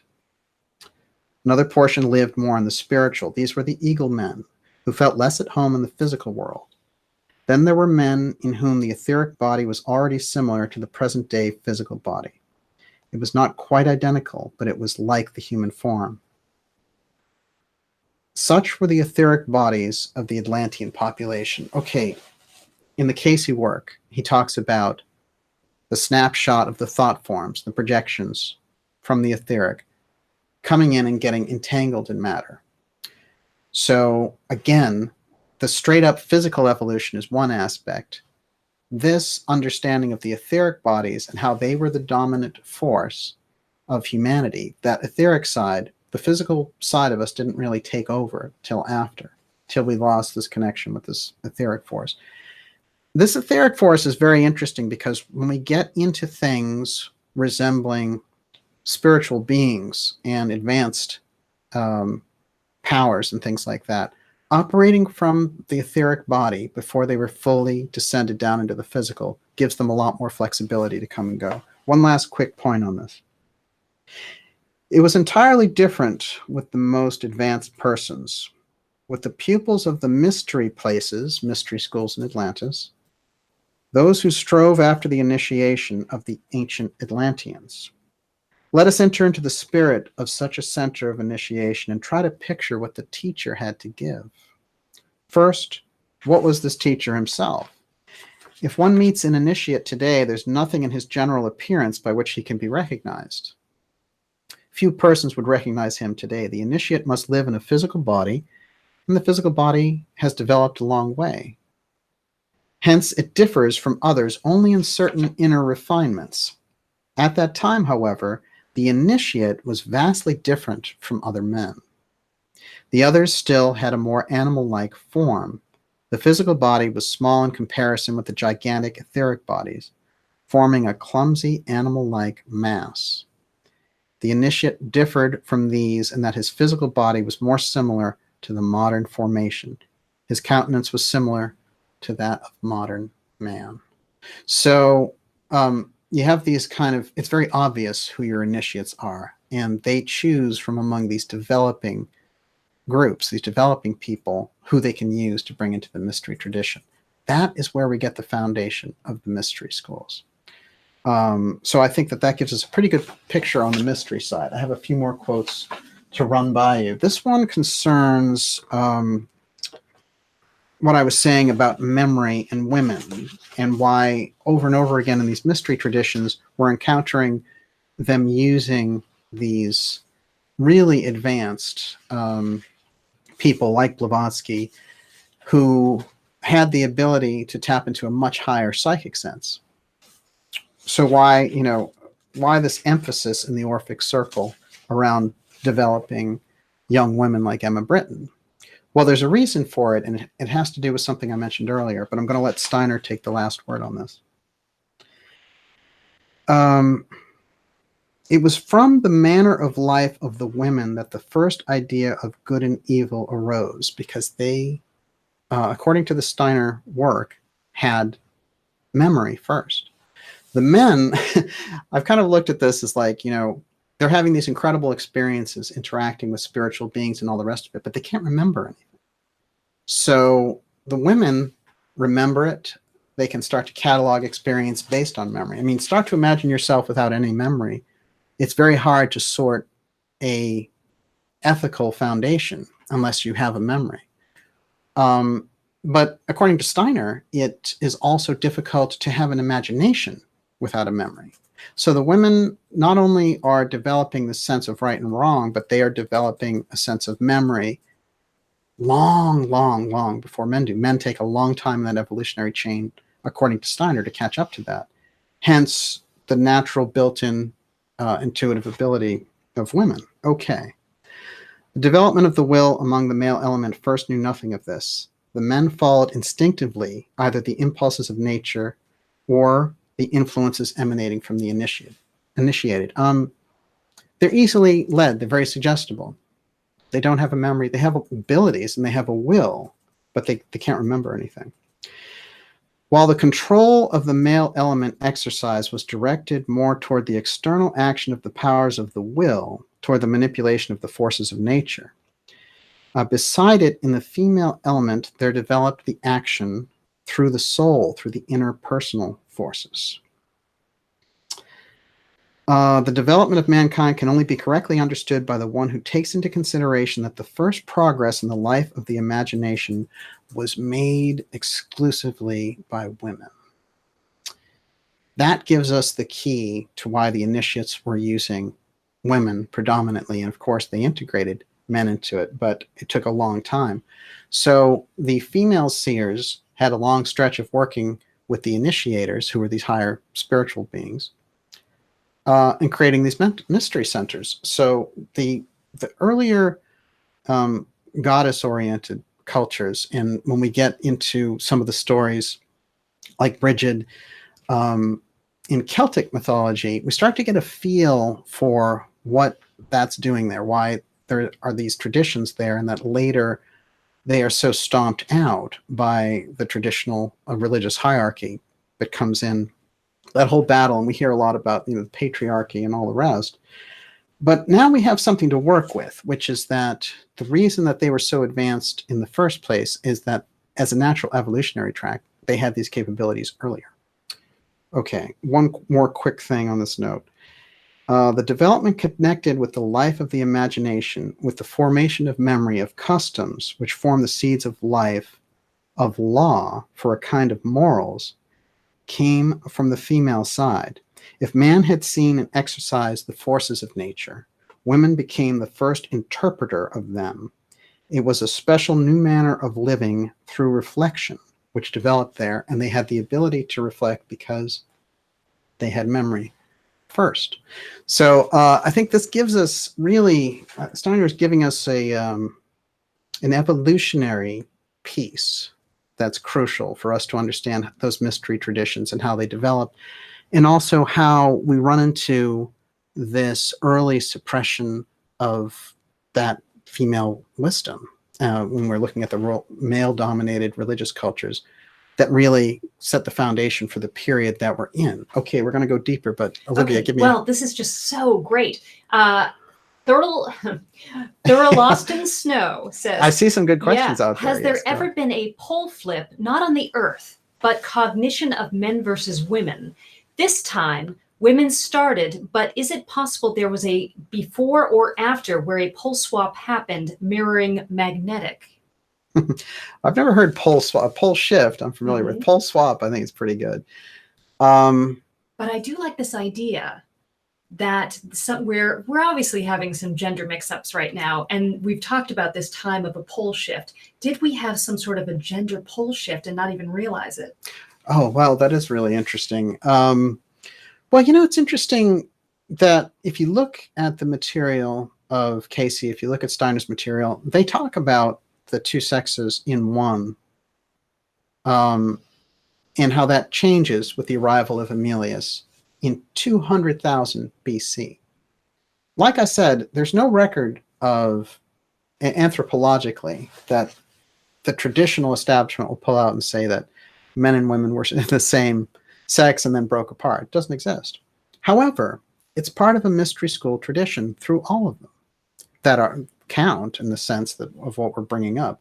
Theosophy, anthroposophy, the Casey work, they all have it as part of their tradition, and they're the major kind of foundation of what we're doing here in the X series. So therefore, it can't be just this thing that's discounted, because obviously there's a reason. And Steiner says it goes right to the very heart of the mysteries, that they can't reveal what the reason was for those sexes to split, and how there's a great mystery around the idea of them coming together. But this idea of a flip, a pole shift, is interesting because we know that Casey records a pole shift in 50,000 BC. Now, it seems to me that the Tuaoi stone was responsible for the shift, and that it wasn't something that happened naturally. So we get into a lot of questions there, but yeah, gender confusion, gender X. Listen, they're calling it gender X. Okay, Mayor de Blasio, what did he sign? He signs gender X last week. Now they have an official designation. Now I'll tell you what's interesting about that, because there's a lot of trans people who are not happy at all about these developments or this incredible spotlight. They feel like it interrupts their normal development of what they're doing. But in any case, what I found fascinating was that Catherine Austin Fitts, in discussions with her, and we're going to go much deeper on this, but in discussions with her, she said, part of this relates to that aspect of putting in these kind of train tracks to give robots rights. So that when they do things like take jobs and all the rest of it, they can't be the natural response that they figure humanity is going to give them is to blow them up or go after them. And as a way to do that, if you give a robot rights, and if we're going into this whole thing, if they're not just property, then it's going to be really the humans versus the robots, and they're each going to you go to court and face off against a robot. So that's what gender X, that's what's behind the gender X push there to get that legalized. But it is interesting as it came up with your question. Okay, Miss Olivia, I'll take another one. You want another one? Okay. Sure. So Najat, who had to leave, said, could the duality of good and evil exist because humans split from hermaphrodites to separate bodies of male and female? And Titan Blood wanted to know, does Steiner mention the reasoning the Atlanteans split into sexes? It is locked up with one of the main mysteries, but it was a natural evolutionary step, just like the steps that are going to take us and into that whole new Jupiter evolutionary development. So it's a natural step. What's interesting about it is that Emilius, it's also kind of a vulnerable step, and there was a point there where evolutionary tracks could have gone wrong. So Emilius steps in and he becomes the leader of the kind of ethical group, the ethical aspect, the children of one. And they want to use the incredible powers that they have, because remember, there's something else that's remembered and recalled about the Atlanteans, which is that they had the powers of gods. So why? Why did the Atlanteans have powers of God? Why did they have advanced technology? What is it about the Atlanteans that was so special? These are some of the questions that we have to start to answer, but they were the focal point of the entire experiment of humanity. They became the top. They were the most advanced. They had the biggest influence around the globe. And inevitably, they blew themselves and a good portion of the world up. So they're this distant memory, this echo. But what I submit is that it was not only a disaster on a physical level, but that the Apotheum effect, which the mystery schools guarded as this X Steganography over time, is the same thing that's guarded when we get into things like the UFO file, where what I'm calling this runaway physics takes over and changes things, and people have missing time and walk through walls and all this kind of stuff. That's the X technology. This is the part that they're working on, that they're afraid somebody else will get their hands on, because it's not something they have completely mastered. That's where the research leads, in my opinion. But let's go back to Atlantis again. I'll take one more, and then I'm going to move into another quote. Well, this is just kind of a Sure. wild card. Okay. Robert Kaufman wanted to know, did Steiner or Casey mention the means of exchange used in Atlantis? Well, it's very interesting. It seems to me to have a much more communal setup And there seems to be a very strict separation of the sexes. And when you get into early versions of Egypt, you also find this as well. So, in terms of what they used for currency, they seem, it's almost a kind of a, if you could get a socialist heaven in that sense, that they all shared, and that it wasn't this kind of dramatic setup of, there was nothing like capitalism. But when the Belial group comes in, it seems like what they introduce is competition. I get like a Hunger Games feeling, and there's a lot of stories in the Steiner. You know how I often say that the Steiner work flies under the radar, but I've shown where it inspired the Matrix movies and the Hunger Games. If I wasn't reading a story from Steiner that sounded so much like the script of the Hunger Games when he was flashing back to this Atlantean period with the Ahrimanic Belial group in charge, wow, it was amazing. Okay, keep rolling. You want one more? Sure. Okay, reason 8, 432. Did the Fae come from Atlantis? I don't think there's any doubt that the elemental beings are discussed very openly in the Steiner setup, and the way that he describes it is very obvious, which is that there's a group of beings that we have a side-by-side evolutionary track with, and that they are far more aware of us than we are of them, especially in this period. But they were closer to us when we had that earlier clairvoyance, and that since we've lost that earlier clairvoyance, that light, we no longer, they're a myth and a legend back there, as are many of the gods, for example. What's interesting is there's a quote about how this all happened and what the way out is. And the basic thrust of it from the Steiner side is that the only way that we can capture that understanding and clairvoyance back again for humanity is by looking forward. In other words, these traditions in the past, they were able to go back and draw on the Atlantis experience. They were able to go back to draw on the great ancient Indian rishis and this whole kind of different development. And that what we are doing is we need to apprehend the memory of what happened back in Atlantis, but we need to look forward to this period where we can reenact those abilities. It's like it's like you get your backup, you remember that you have the ability, and then you move forward in those generations, building that capacity back up, which is, it would be a good thing for us to have now in the face of all of the kind of electronic clairvoyance coming down on us from on high, and really moving fast. Okay. Nancy Dunn said, when the Watcher angels had sex with human women, their children were giants. In my opinion, what Steiner is saying is very close to the biblical narrative. What do you think?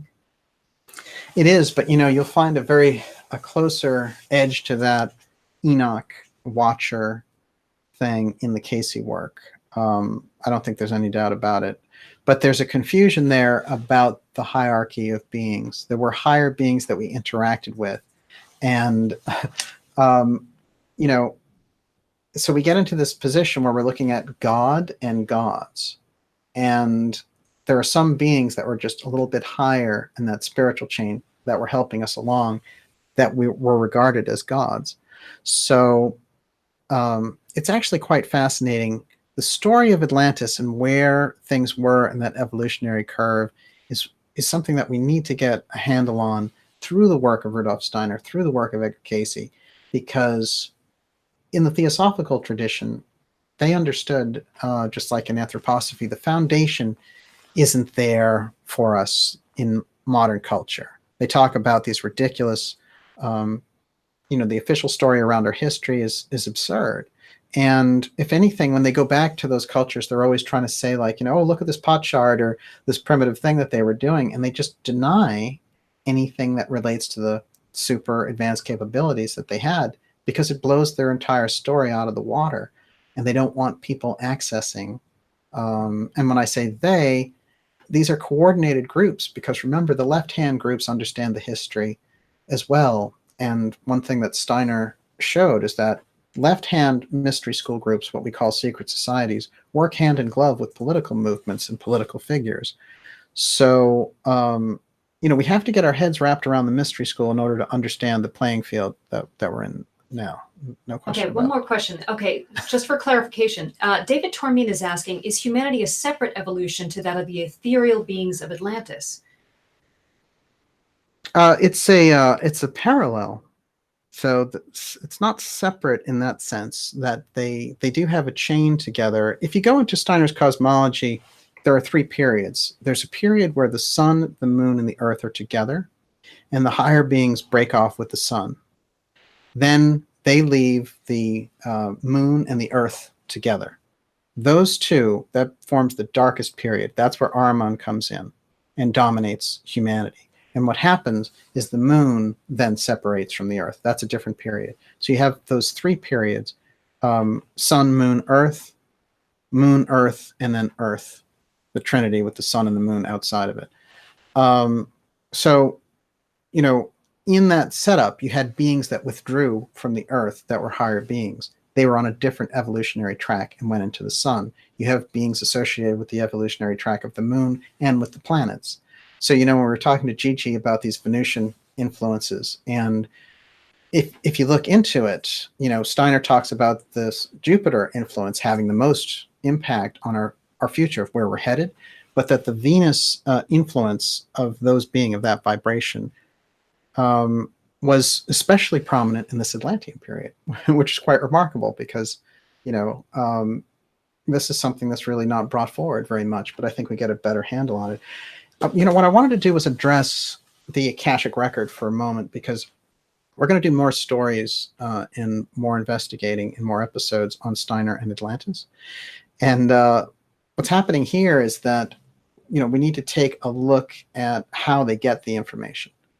And they don't reveal the whole thing, but the idea that when he looks back and the mystery schools look back at Atlantis, that through something called the Akashic Chronicle, the Akashic record, they're able to access.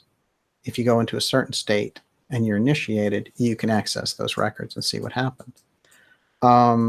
We've had many examples of psychics like Casey going back and reading that same record.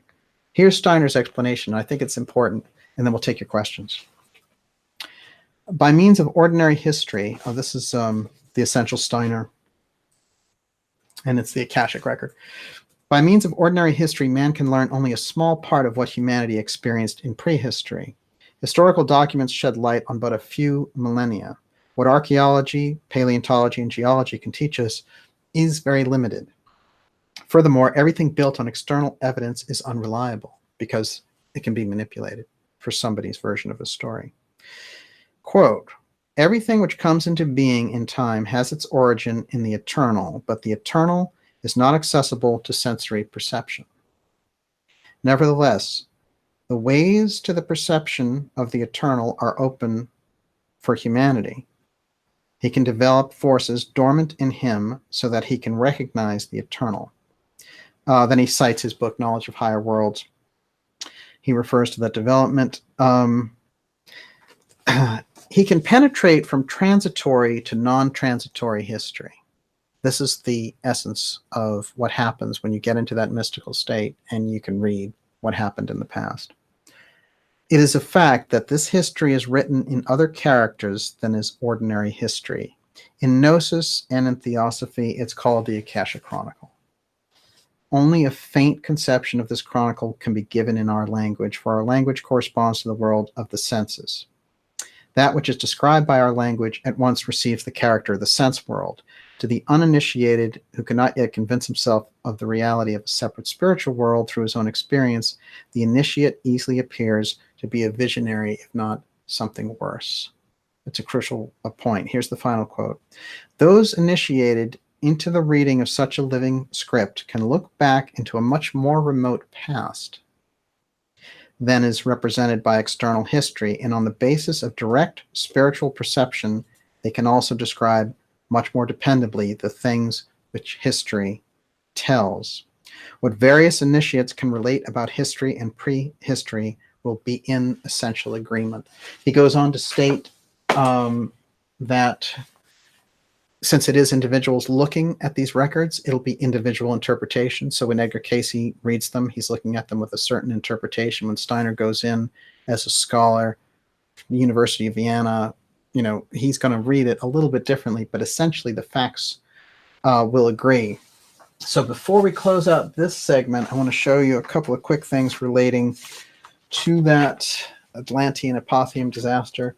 A very interesting Mayan inscription from Yucatan showing this group that is getting away from this incredible island disaster over here with these boats and forming these new cultures. They went to the Yucatan. They went to different parts of Mexico. This is Steiner's Goetheanum, as I said, a man out of time. Who makes a building like that in 1920? It's quite remarkable. It looks futuristic and ancient at the same time.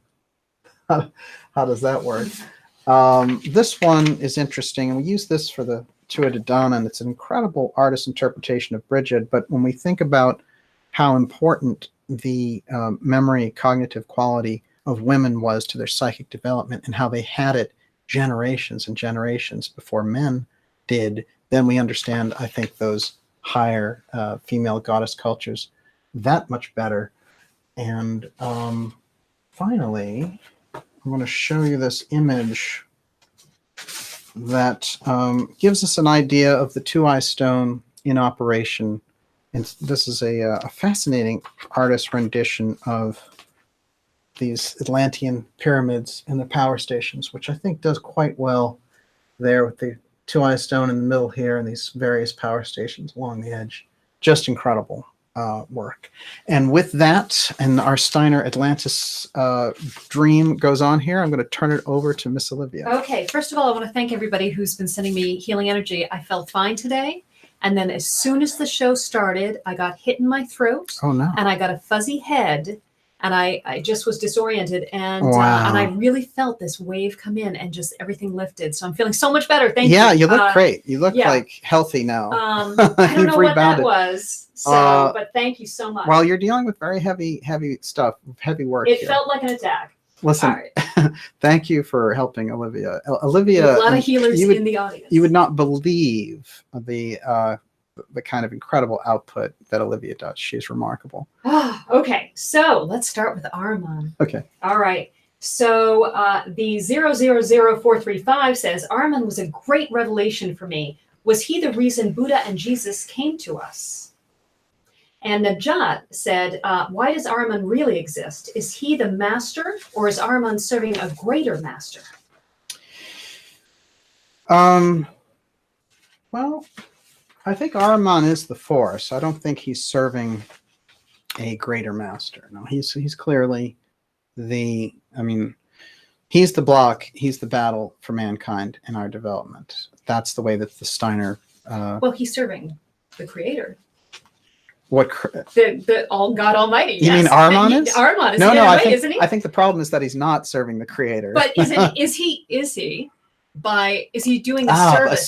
Serving a purpose by being the villain in the story. Yeah, well, that gets pretty deep. Of course, he is a stimulation for evolution. But if we don't deal with him properly, then it sets back the evolution of humanity, as we see. Just take a look at things we've come through in the past 20 years, the Iraq War, drone bombings, war, madness, drug running, destruction of neighborhoods. It seems to me the Ahrimanic forces are rampant.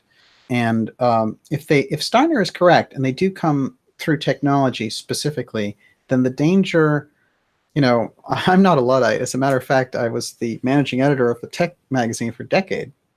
So I understand the technology quite well, and I appreciate it and enjoy it. However, if the corporate Davos crowd is thinking, with this very small group, we've narrowed it down to 250 people controlling 90% of the wealth, then I think the story has to be looked at differently. We have to understand the mystery school messages in order to give us a leg up on the incredible... think of the space fence, think of the global control grid. These things do. We have to advance our consciousness past petty political battles I don't care if Hillary Clinton goes to prison. It makes no difference to the story. But although it would be nice. Getting people hung up on 2 minutes hate around political figures is a big trick, and it diverts all their energy. And we see tons of it everywhere we go. You know, your Facebook feed, your YouTube channels are stuffed with them going after some political figure and, you know, or praising some horrible political figure. You know, that's the fight that they want to get you into. The truth is, the mystery schools have laid out incredible treasures for your intellect, for your intuition, for your future, for the future of humanity. That's where we need to put our energy. Remember, in 2 Minutes Hate, it didn't get anyone anywhere because they were actually chanting at a false figure that the controlling O'Brien Brotherhood had set up. This Goldstein character was supposed to be, you know, the betrayer of the revolution. And they put his picture up there, and everyone would chant 2 Minutes Hate and then go back to work because they worked out all their aggression and they didn't have to think. So they moved them into this psychotic state and they got all that aggression out. Let me tell you, I see a lot of that going on, and we avoid it on this program, although we'll do some pretty hard-hitting political coverage. Okay, let's look at Ahriman for a minute. This is Steiner's sculpture of Ahriman. Make no mistake, he spent years in the vibration of this character to figure out what it was, and this is what he came up with. This figure is something that when Steiner got close to it, he felt like he was wearing cement and he could barely move. His description is that he felt like he was in granite. And this is the heaviness, the dullness, it's the incredible intellect of Ahriman, but his dull, low, heavy vibration. And that's something that I think we need to keep in mind. Steiner, around the time when World War I hit, was very disappointed that the world had not taken on the message of anthroposophy and decided to release a number of his secret lectures to students and members about Ahriman. And what happened was that, during this period of time, when he put together the Goetheanum, the Nazis at the time burned it down in the early 1920s, and he had incredible resistance throughout his life in setting up anthroposophy. So we really have to think of him as quite a hero in this story. But what did he bring forward for us? We know that everyone celebrates biodynamic farming and the Waldorf schools and the different things. But what was Steiner really trying to tell us? Steiner was trying to tell us about three things. And I've been reading his books for years. This is my opinion. Studied his material. He's been trying to tell us about the Ahrimanic force, one, the eighth sphere, second, and the incredible split in that evolutionary track that took place in the disaster of Atlantis. Those three things are recurring themes, and the man brought forward so much material, but these three themes are the things that I think have not been put together properly from the work that he submitted, and this is what I think is the key to anthroposophy, which is the understanding of the Ahrimanic forces, how the eighth sphere is an artificial step in evolution, and how that affects our political, geopolitical, financial, and society issues. Those things I think are crucial, and that's what I come away with on it. Okay, Miss Olivia. Okay, JJK said, Steiner, I think, stated the body consists of body, soul, and spirit. Has our spirit been taken from us? And a cult fan is asking, how are Ahriman and the Archons connected? The Archons are a big thing these days on YouTube. Well, Steiner called Ahriman the leader of the Archons. But again, the interpretation of Archon is tricky. There are hierarchies. There are real hierarchies of different spiritual forces. And there are angels that have broken off. But we have to be careful, too, about people saying, hey, the Archons did it. I think if we start to work with the idea that the mystery schools through anthroposophy put forward the figure of Ahriman, and then that he's identified as an Archon, then we have some understanding here that we're looking at something that needs to be studied deep into the tradition. Very often when we have like a David Icke or somebody just mouth off about archons, I'm not sure we're getting very far. What is an archon? What is Ahriman as an astral force, a lower astral force? What is that, inside the context of anthroposophy, I think we get a snapshot. So therefore, if we consider the teaching reliable, based on the fact that it's produced things like biodynamic farming, like eurythmy, like Waldorf schools, and all these upgrades to the culture, why in the Steiner material is there extensive emphasis on Ahriman in the 21st century and technology? That is a great question to me. And when I look at the mystery schools coming forward in that period of the late 19th century into the early 20th century, and promising that the work's going to pay off in 100 years, I look around and I say, here we are. What's happening? So that's the way I would look at it. And certainly I think archons from the Gnostic tradition, biblical tradition, we need to take a deep look at what that's all about. Okay, and back to JJK, she was asking, has our spirit been taken from us? Not yet. Then what the hell is wrong with us? I think there was a quote from Jim Mars when they asked him about, is America, has it been taken over? And he said, well, it's too early to say that it is, and it's what is it? It's too early to say that we've been taken over and too late to shoot the bastards. So it's an interesting thing. So in the middle of a progression where they're on the way up. And no, but I think the way that Steiner described it is like this, which is that there's these two forces coming into play that have to engage each other, that the battle is on, and that what we're heading headlong into is a battle with Ahriman, but that Ahriman wants to catch man asleep. What are the traditions talk about sleep? The Gurdjieff tradition. The biggest danger is what? Humanity acting like a machine that's asleep, and acting like a dangerous, out of control machine that's asleep. These traditions are trying to give us something back. So no, our spirit hasn't been given away, but I will tell you that with the extreme drug addiction and the things that I study in relation to the black budget and how it's destroyed communities and people's lives, and when you look across and see all these different genocides that we've tracked relating to this, looking at the Yazidis and all that, I mean, there's and ISIS and how they're going through trying to take these earlier mystery traditions, take them out of the picture. There are they're really making efforts to do that. So it's worth focusing on. So Michael Olson is asking. Wow, everyone's in a deep mood tonight. I like that. Yeah. The Steiner material will do that. It's done that to me for years. So is the demiurge the same as Ahriman? Well, let's think of Ahriman as something which has been added to our awareness through the Steiner research. We've got something. It comes out of Persian mythology, and it relates to this Ahura Mazda story about an evil twin, and the evil twin takes over his kingdom and his powers, and Ahura Mazda has to pursue Ahriman, and he has to constantly keep a sword in his stomach and a hand on his horn. It's funny, I don't have that one handy, but that's an amazing picture, and you can see it throughout Persian mythology. So why are the mystery schools emphasizing Ahriman for us in the 21st century? Why did they leave that legacy?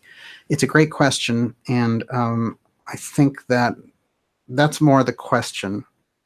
That's where I would go with the answer for that. Okay. Okay, Brenda Fisher, does DJ see the Earth changes as indicative of the Kali Yuga? And Barbara Joyce is asking, would the gradual evolution in DNA bring about the shift? Will that be fast enough? It seems like we're setting up needing a catastrophic event to change fast enough. Oh, wow. Yeah. Well, listen, the DNA aspect is quite important. And when we get into the technological side, and when you get into the blood aspect, there are all these X indicators.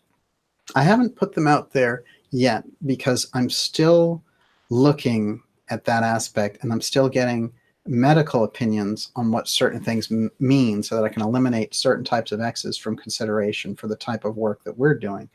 But I think it is crucial, and I'm glad people have put this amazing emphasis on DNA, because I do feel that there is an awakening that's built into our system, and that has a physical counterpart for certain. I want to show people this. I've showed it before. And speaking about Blavatsky, who got this track going about the mystery schools in the 19th century, that is Blavatsky there. Now, what happened was this artist who was close to the Varians, quite remarkable, spent all this time doing his own astral portrait, just like Steiner had done this astral portrait of Ahriman. And he flashed to Blavatsky in her Atlantean period and what she appears like in that. And this is the image that he came up with as this kind of warrior priestess coming out of Atlantis. I thought that gives us an idea of who we're dealing with here. And maybe you guys have your own impression on that. My impression is that people like Steiner and Casey and Blavatsky, who brought forward this tradition, are extraordinary souls that have been working at this a long, long time. It's part of an ongoing evolutionary pattern of things that they're doing on our behalf. Okay, back to questions. So I hope I'm pronouncing this right. Emma Layerba says, I'm interested in knowing the differences between the Seth Abel stream as opposed to the warrior Cain lineage, which, if I'm not wrong, Steiner somewhere claimed to be of the Cain lineage. What does Steiner mean, and any link between the Belial Ahriman group and the Seth Abel stream? Well, in an outline of occult science, he touches on these, and there's a series of lectures that have to do with the early Jehovah beings. And there are stories there that deal with those early lineages. So they're too deep to get into here, but I would say that's a good place to start. But there's no question that at a certain point, there's, just like in the Bible, when in the original Bible, in the beginning story, you have Adam and Eve, just like you have in the Sumerian tradition, these characters in the Garden of Eden. And then when they get thrown out of the garden, they interact with all these other people. So the question is, who are all those other people if they're the original humans? And I think what we arrive at is that what they're saying is that these are the first two perfected beings in that evolutionary stream, but there's all these other people around them. So one of the interesting things about Emilius that is fascinating to consider is that when he shows up in the Casey readings and they ask, who is Emilius?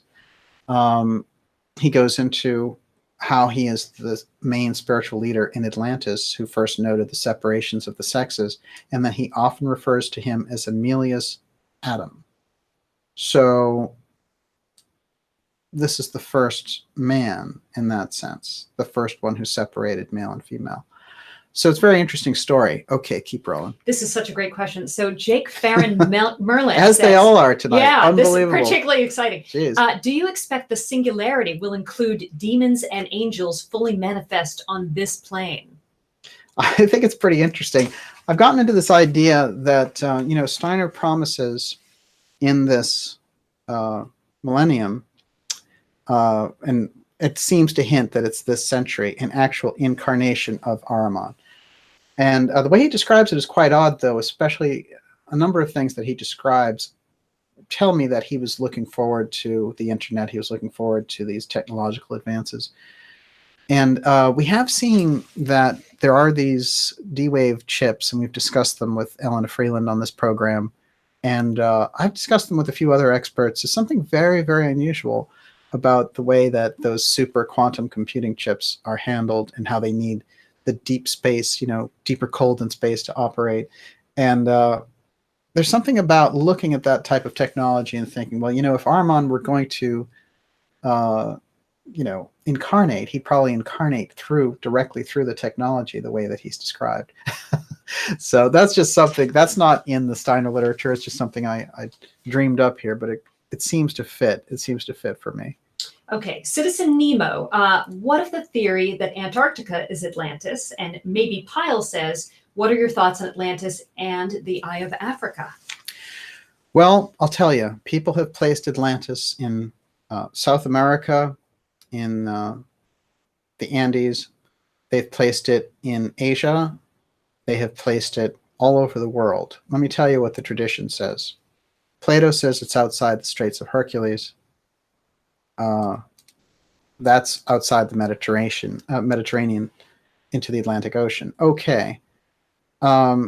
Casey tells us it's in the Atlantic Ocean. The Theosophical Society tells us it's in the Atlantic Ocean. So the Steiner work, it's in the Atlantic Ocean. So it's definitely in the Atlantic Ocean. What's there in Antarctica, which is an earlier culture that was obviously completely covered in ice, is fascinating. And I do think that there is some advanced culture that was left there. There's no question about it. But it seems to either predate the Atlanteans or to be maybe some kind of a spin-off, as we had other spin-offs. But in terms of locating Atlantis for historical interpretation, it was between the Gulf of Mexico on one side and the Mediterranean on the other. Okay. Okay, moused it. Would love to hear DJ address the similarities and differences of Apotheum and High Strangeness. Well, listen, whenever you get into stories of high strangeness, you're dealing with the UFO file. You can be dealing, there are elements of Apotheum that show up in Poltergeist. I remember the story that Emma Britton told when she was being, I got a picture of Emma here, and Emma was being crafted as a somnambulist clairvoyant for the Orphic Circle because her dad was somehow in with them. And one of the memories that she had when she was in her early 20s was being about 12 when they had used her to channel all this information, and they were getting state secrets, questions on the nature of reality, and there were powerful people like Prime Minister Disraeli of the UK and Charles Dickens and Bulwer Lytton and all these people. And she had fond memories of the Orphic Circle, by the way. It wasn't a terrifying memory. Well, the memory is kind of terrifying, which is that whatever they were trying to have her look at had channeled into this incredible scene where, you know, tables were being knocked over and all the rest of it. And she woke up and there were these beings that were there in the room where they were doing this, and that these people were basically trying to get rid of these strange glowing beings with this room that had been turned upside down. And this was one of her memories of waking up out of the somnambulist trance for whatever she was channeling or whatever they were doing with her. So I do feel that, you know, Emma Britton's story gives us a little snapshot that the poltergeist aspect is part of that Apotheum, and it was part of what the Orphic Circle was looking at.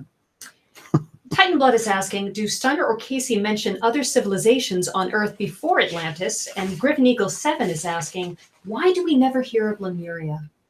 No, well, that's interesting. Lemuria is certainly there. It's there in the Steiner work, and it's there in the Casey work. Apparently in Lemuria, and Blavatsky does a lot about Lemuria, but they also are even earlier than Atlantis, and they go. It seems like they go down about 20,000 BC, and Atlantis goes down 10,000 BC. But there are survivors that from Lemuria that become the mound builders, according to the Casey tradition. And when Blavatsky talks about them, they really sound again like ethereal beings that are just starting to become physical. So therefore their records and what they did on the physical side are a little more difficult to ascertain. But they certainly are a fascinating tradition in that side of the world of a lost culture. It seems to me the Atlanteans became more advanced and had a more dramatic exit. Okay. Right. Imagine this. So how or where do the Anunnaki and Sumerians fall into the Atlantean timeline? I think it's worthwhile to think about it. Here's the thing. We have three types out there. One type is gods. right? Higher beings that are classified as gods when humans interact with them. Zeus, Apollo, Thor, right? They're not the god of the New Testament, but they're gods of a kind. Then we have extraterrestrial off-world visitors and those encounters. Then we have very advanced initiates coming out of the mystery schools. Those three types of stories need to be sorted individually to get a handle on who is what. So when you think about the Anunnaki, everyone thinks that they're aliens. They may very well be. Or they're higher spiritual beings who got involved with humanity. And that's where a lot of those stories of the sons of gods and the daughters of men come from, that produce giants and all the rest of it.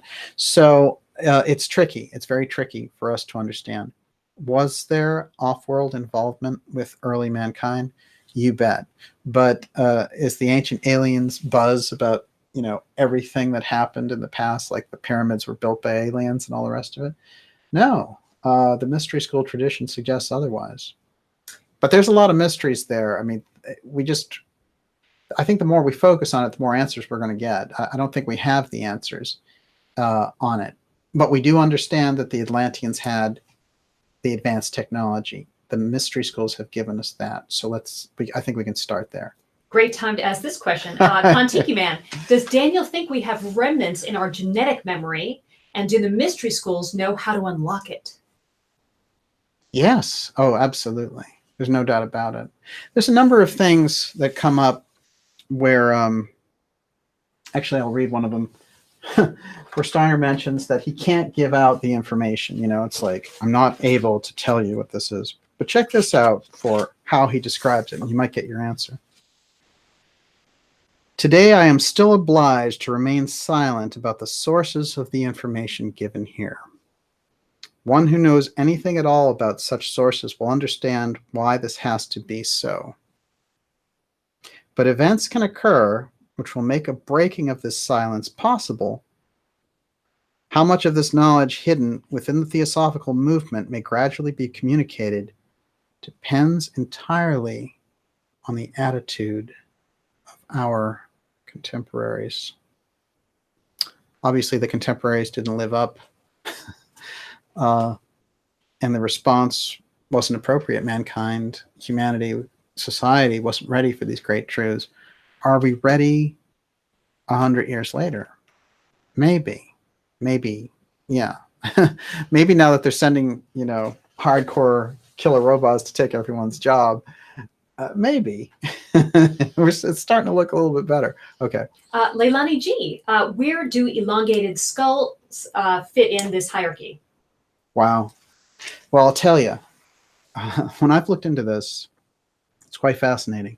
It seems to me that the elongated skulls are always associated with stories about unusual psychic abilities, unusual manifestation abilities, tribes that people are afraid of, and all the rest of it. Certainly, we have things that sound like alien intervention, but it seems to me that, and this is something that I've noticed, when you take that extension of skull, what I want to know is what that does to an average functioning pineal gland. Because I wonder if that tradition wasn't to physically break loose some of the psychic abilities. I'm going to ask Gigi Young that question next time she's on. All right, keep rolling. Okay, this is a deep question. Breach 123. Who records the Akashic records?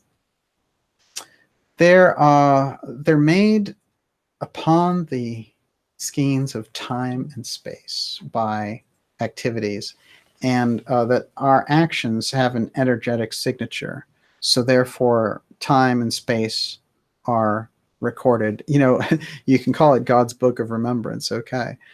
But certainly there's enough evidence that individuals could go and read these records, because there's something about reality which is all time is one time, and there is no space and there is no time. These are the ultimate realizations.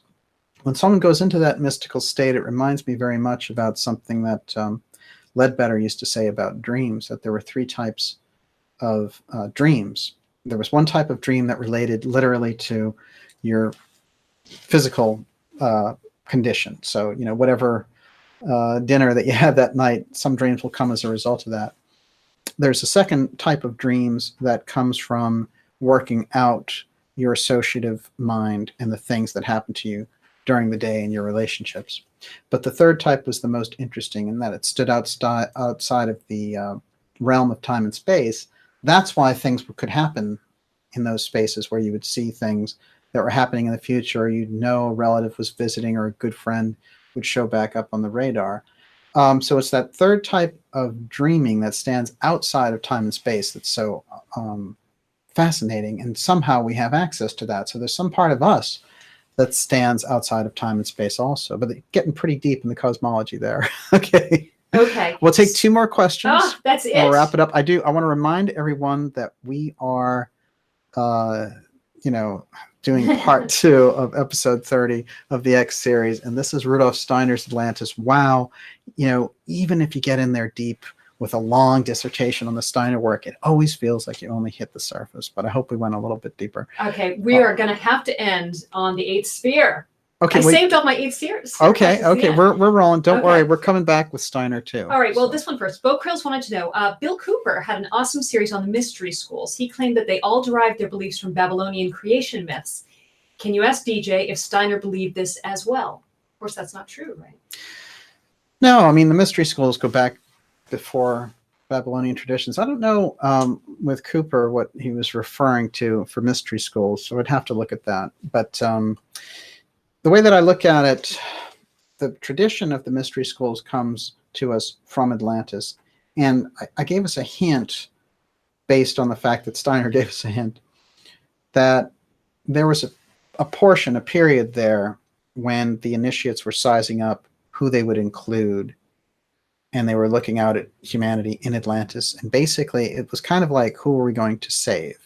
Because there's that great story about Manu, and he selects 100 companions there. He's going around Atlantis, and actually what he does is he goes to Ireland, and he decides that he's going to get the people who have taken on the spiritual development, and he takes them all, and he is the most advanced initiate, and he takes them all, and he goes to the heart of Asia, and most of those Indian traditions with the high spiritual traditions come from that Atlantean advanced initiate group taking off. So we know that the mystery schools were there, and that they moved themselves into the Mayan culture, the Egyptian culture, and the Asian cultures. So therefore, all those traditions share the ripples of those incredibly high initiates in Atlantis. And, the Casey work refers to this dispersal, this dissolution of the peoples and the egress that took place. And it sounds like it was a dramatic affair. We can only imagine America was having earthquakes, and there were violent wars with the Tuaoi crystals going on, and there were sinkholes opening up, and all this kind of thing was happening. And you'd think, well, I have to get out of here. So, you would get in your car for a while, and then maybe you'd get a boat or get on a plane. So you'd move somewhere, you'd get out and get away from the disaster, the destruction. And this is what so much of that memory in Atlantis is about. And it echoes through these traditions. And there's no question that we need the real answer on that history. Okay, you got more. I've got to ask this question. So from Barbara Joyce, yes. Is a gradual evolution still available to humanity versus a tipping point event, which is apocalyptic? This is the key question. Well, Atlantis experienced the apocalypse. Okay, so there are things put in place to give us the opportunity to face it. Again, if you're looking at the Casey work, and he talks about the Atlanteans, they're back here and they're doing what they did there, which was incredible technological advancement. Now, there was an emphasis around the spiritual side of the nature back then, and they were overcome and overpowered by the sons of Belial, who really grounded us and really took our evolutionary steps off track. Now, remember, the Belial steps, the sons of Belial in the tradition of Casey are exactly the same as the Ahrimanic forces that Steiner describes. Once we put those two together, we can start to correlate the Steiner version of Atlantis with the Casey version of Atlantis and maybe get your answer. So JJK, DJ, if you could meet Steiner for 1 hour, what would you be interested in asking him? Oh, I always have good questions for him when we meet. You're not going to divulge? Well, I would say this in relation to Steiner that, well, I'll put it to you this way. I feel very strongly that in his work or in his organization, there is something that's been placed there as a kind of wake-up call, and I get a handle on it from studying his information, and I would love for that information to come forward, let's say, out of the archives, out of the Steiner archives. Will you field one more question? Sure. Okay. So Michael Wisdom is asking about reincarnation on the moon. Can you get trapped in the moon's cycle? And Citizen Nemo is asking, could the moon be the eighth sphere? Well, Steiner rejected the idea of the moon as the eighth sphere. And what's interesting, I should reveal something about the eighth sphere, which is that it's quite odd, actually. The eighth sphere came out by accident, and it was meant to be one of these mystery school secrets that was not going anywhere. It was included in these unusual Montaigne Tuaoi cards that we've... Tarocchi, right? Yes. Montaigne Tarocchi cards that we featured in a couple of fascinating episodes, and that is a character holding the eighth sphere. It's presumably an angel, looks like an angel to me. And the eighth sphere came up. There was a banker who was an excellent theosophist, and he was close to Blavatsky. And in a book he wrote called Esoteric Buddhism, he put forward the proposition of the eighth sphere. And he said that it was a step and that it was the moon. Now, Steiner had to break his silence about the whole thing because he knew that the information was incorrect, and he felt that it was a direct trick of the Ahrimanic forces identifying the moon with the eighth sphere so that it would get people off the track of looking for the actual thing.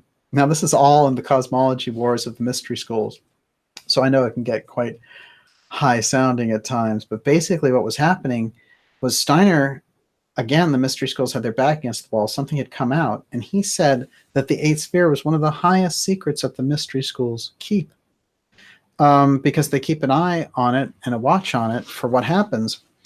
What I want to identify the eighth sphere is kind of a fantasy realm that we get drawn into, and not kind of a healthy or colorful fantasy realm, but an addictive one that is intentionally, you know, it's like when you're being dumbed down by the media culture and they're feeding you a version of reality, and then, you know, you get into this kind of commercial life where nothing is supposed to matter, and then at the end of that period you go into the eighth sphere, and then you immediately reincarnate and you are one of those people again, and your mentality gets lower and lower and lower. This is the nature of the eighth sphere. So Ahriman, in a sense, you could compare him to like a real corporate raider who is looking at these people and trying to figure out how to make sure that they just keep acting for his bottom line and that he keeps getting what his slaves can bring forward for him. So they do harvest the energy of humanity, the groups that follow Ahriman, and I think that probably captures it pretty well. George Vankovich says, how about the legends of the moon being brought here? That's a great question. Please ask Olivia. Hey, George Ivankovich, now, is that an aside to George Ivanovich Gurdjieff? Is there any relationship? Because that is his middle name. Well, here's the thing on the moon. Steiner description. Remember the three stages that we had. We had the stage of the sun with the earth and the moon together. The higher beings broke off with the sun, and they left what? The moon and the earth stage. That's a crucial portion. That's where the Ahrimanic forces, as part of creation, wherever they came from, those lower astral forces took over and really associated themselves with the impulses of humanity to dominate them. When the moon left, we got a big advantage to be able to see that and move against it. So in Steiner's work, the lowest portion is when the moon was together with the earth. The moon came out of the earth in the Steiner anthroposophical view. So it was not something that's put up there artificially, contrary to a number of theories to the contrary. Okay. Don V, DJ, do you believe the moon is real? I certainly do. Okay, enough of that. So, okay, Daphne 18. Can people still living on Earth help those stuck in the 8th sphere to escape? And Matt Murtaugh earlier was saying, did Steiner say Jesus would stop the 8th sphere? Wow, what is his part in the whole thing? These are great questions. Well, in relation to the Western esoteric tradition is set up around the esoteric Christian approach. Esoteric Christianity includes reincarnation. It includes higher psychic abilities and all the rest of it. Doesn't have a whole lot in common with conservative Christianity. As a matter of fact, when Casey was giving his readings and stuff, they wanted to run him out of town with pitchfork every time he showed up because they thought he was doing the devil's work, doing psychic readings and talking about reincarnation. So when we say esoteric Christianity and we understand the Christian tradition through that, it is different. It's something that is certainly different than what we would understand as that kind of repressive conservative Christianity. Now, Christianity is also under attack, as you know, because there are other forces who don't even want the name or the idea of Christ being brought up. So we have to consider that also. But certainly the Steiner tradition is based out of the mystery of Golgotha being the evolutionary track that we're on, and that the Western tradition comes out of esoteric Christianity, comes out of the Rosicrucians or the Rosy Cross tradition, mystery school that Christian Rosenkreutz gave us in the 15th century. So there's a lot more to tell. We're going to do a story, an entire episode on the Rosicrucians that will open this up. And some very interesting people are going to show up in that particular version. I want to mention here that you're watching Dark Journalist. I want to remind everybody to go to the website, sign up for our newsletter. That's the way we stay in touch. And with our last few minutes, I'm also going to recommend subscribe to the site. Get behind the good work. Support the show. Yes, right. That's what you want to do. And the best thing, the best way to do it is to subscribe and get that information. You're going to want to subscribe because of the kinds of information that we'll be getting for subscribers only. And of course, we do a whole lot available for the public for free, right? So it's always good to get behind those things. We do it and we get behind a number of different sites here. And that's really the way to do it. But sign up for the newsletter so that you stay in the loop also. And the newsletter is free as well. So, just make sure that you make that effort. And as far as it goes, I can tell you one thing, which is what I've determined with the period that we're in is that procrastination is not it. So, get off the fence, get moving, get acting, and you are in the middle of quite a period of time for humanity. So don't sit on the fence too long. I want to say Leilani G just said this, tried to subscribe and the site wouldn't let her. So send an email to info@darkjournalist.com and we'll get you signed up for sure. And if there's a PayPal issue? No, same thing. info@darkjournalist. We'll give you all the different options that you need for it, for sure. And the incredible support that you guys show for the work that we do is incredible, and we really appreciate it. That's the thing. Getting more people behind it gives us the ability to do more with it, and I think that's the real key.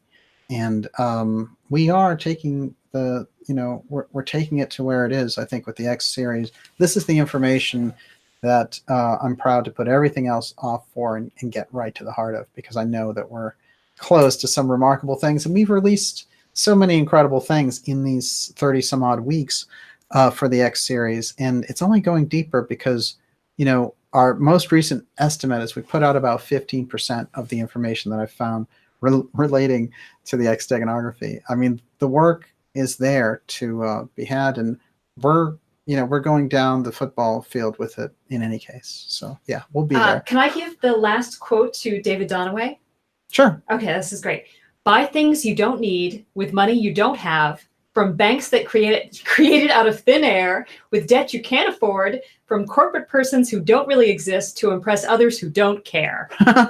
Utterly brilliant. Fantastic. Why don't you squeeze in the last question and we will kind of ride out. Oh, well, on that was about it. I mean, if you want to take one that's no, off just topic. whatever you have. Go for it. Okay. Lake Wolf White Crow says, DJ, it's already a silent police state in the U.S. By the way, the U.S. and the U.K. are basically the same country. Wow. What do you want to say about that? Well, Lake Wolf makes excellent observations. I've noticed that before, and I absolutely 100% agree. It's a very dangerous state of affairs that we're in, and just looking at the crackdown on the social media side gives you an idea of what happened. Listen, that's what they're doing publicly. Can you imagine what these people will do behind the scenes? There's no doubt about it. And Olivia's got a toy over here, and we are going to have this incredible breakthrough. It seems like somebody is coming forward, and they're insider in the Blue Chicken cult, and they're going to be coming forward apparently to spill their guts. I have to say, this is definitely Olivia's humor, but the Blue Chickens are coming forward. It's our new mascot. Love it. You've done it quite well. And yeah, here's a better look at it. Sure. Profile there. That's kind of like the mascot.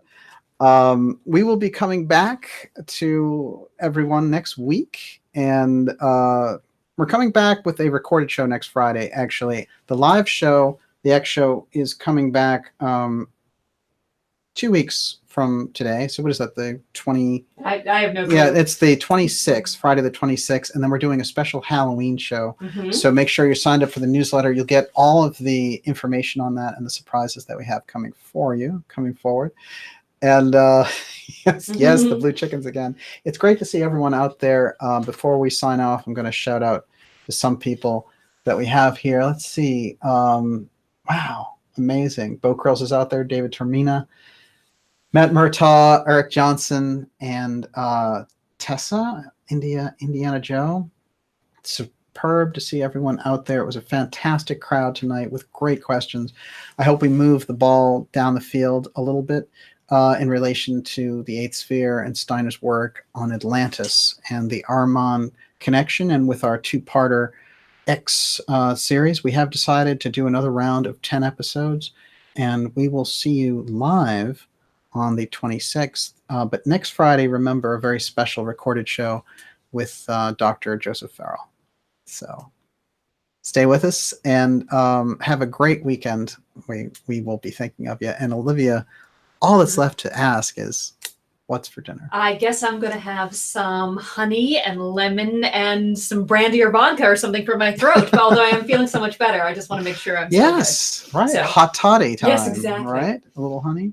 Mm-hmm. That sounds fantastic. Actually, I think I'm on board with that. Cool. One way or another. Thanks, everyone, and have a great weekend. We'll see you soon. Everybody. We'll see you soon. Blue Chicken. Do it again. No. It's done. But it's a great night.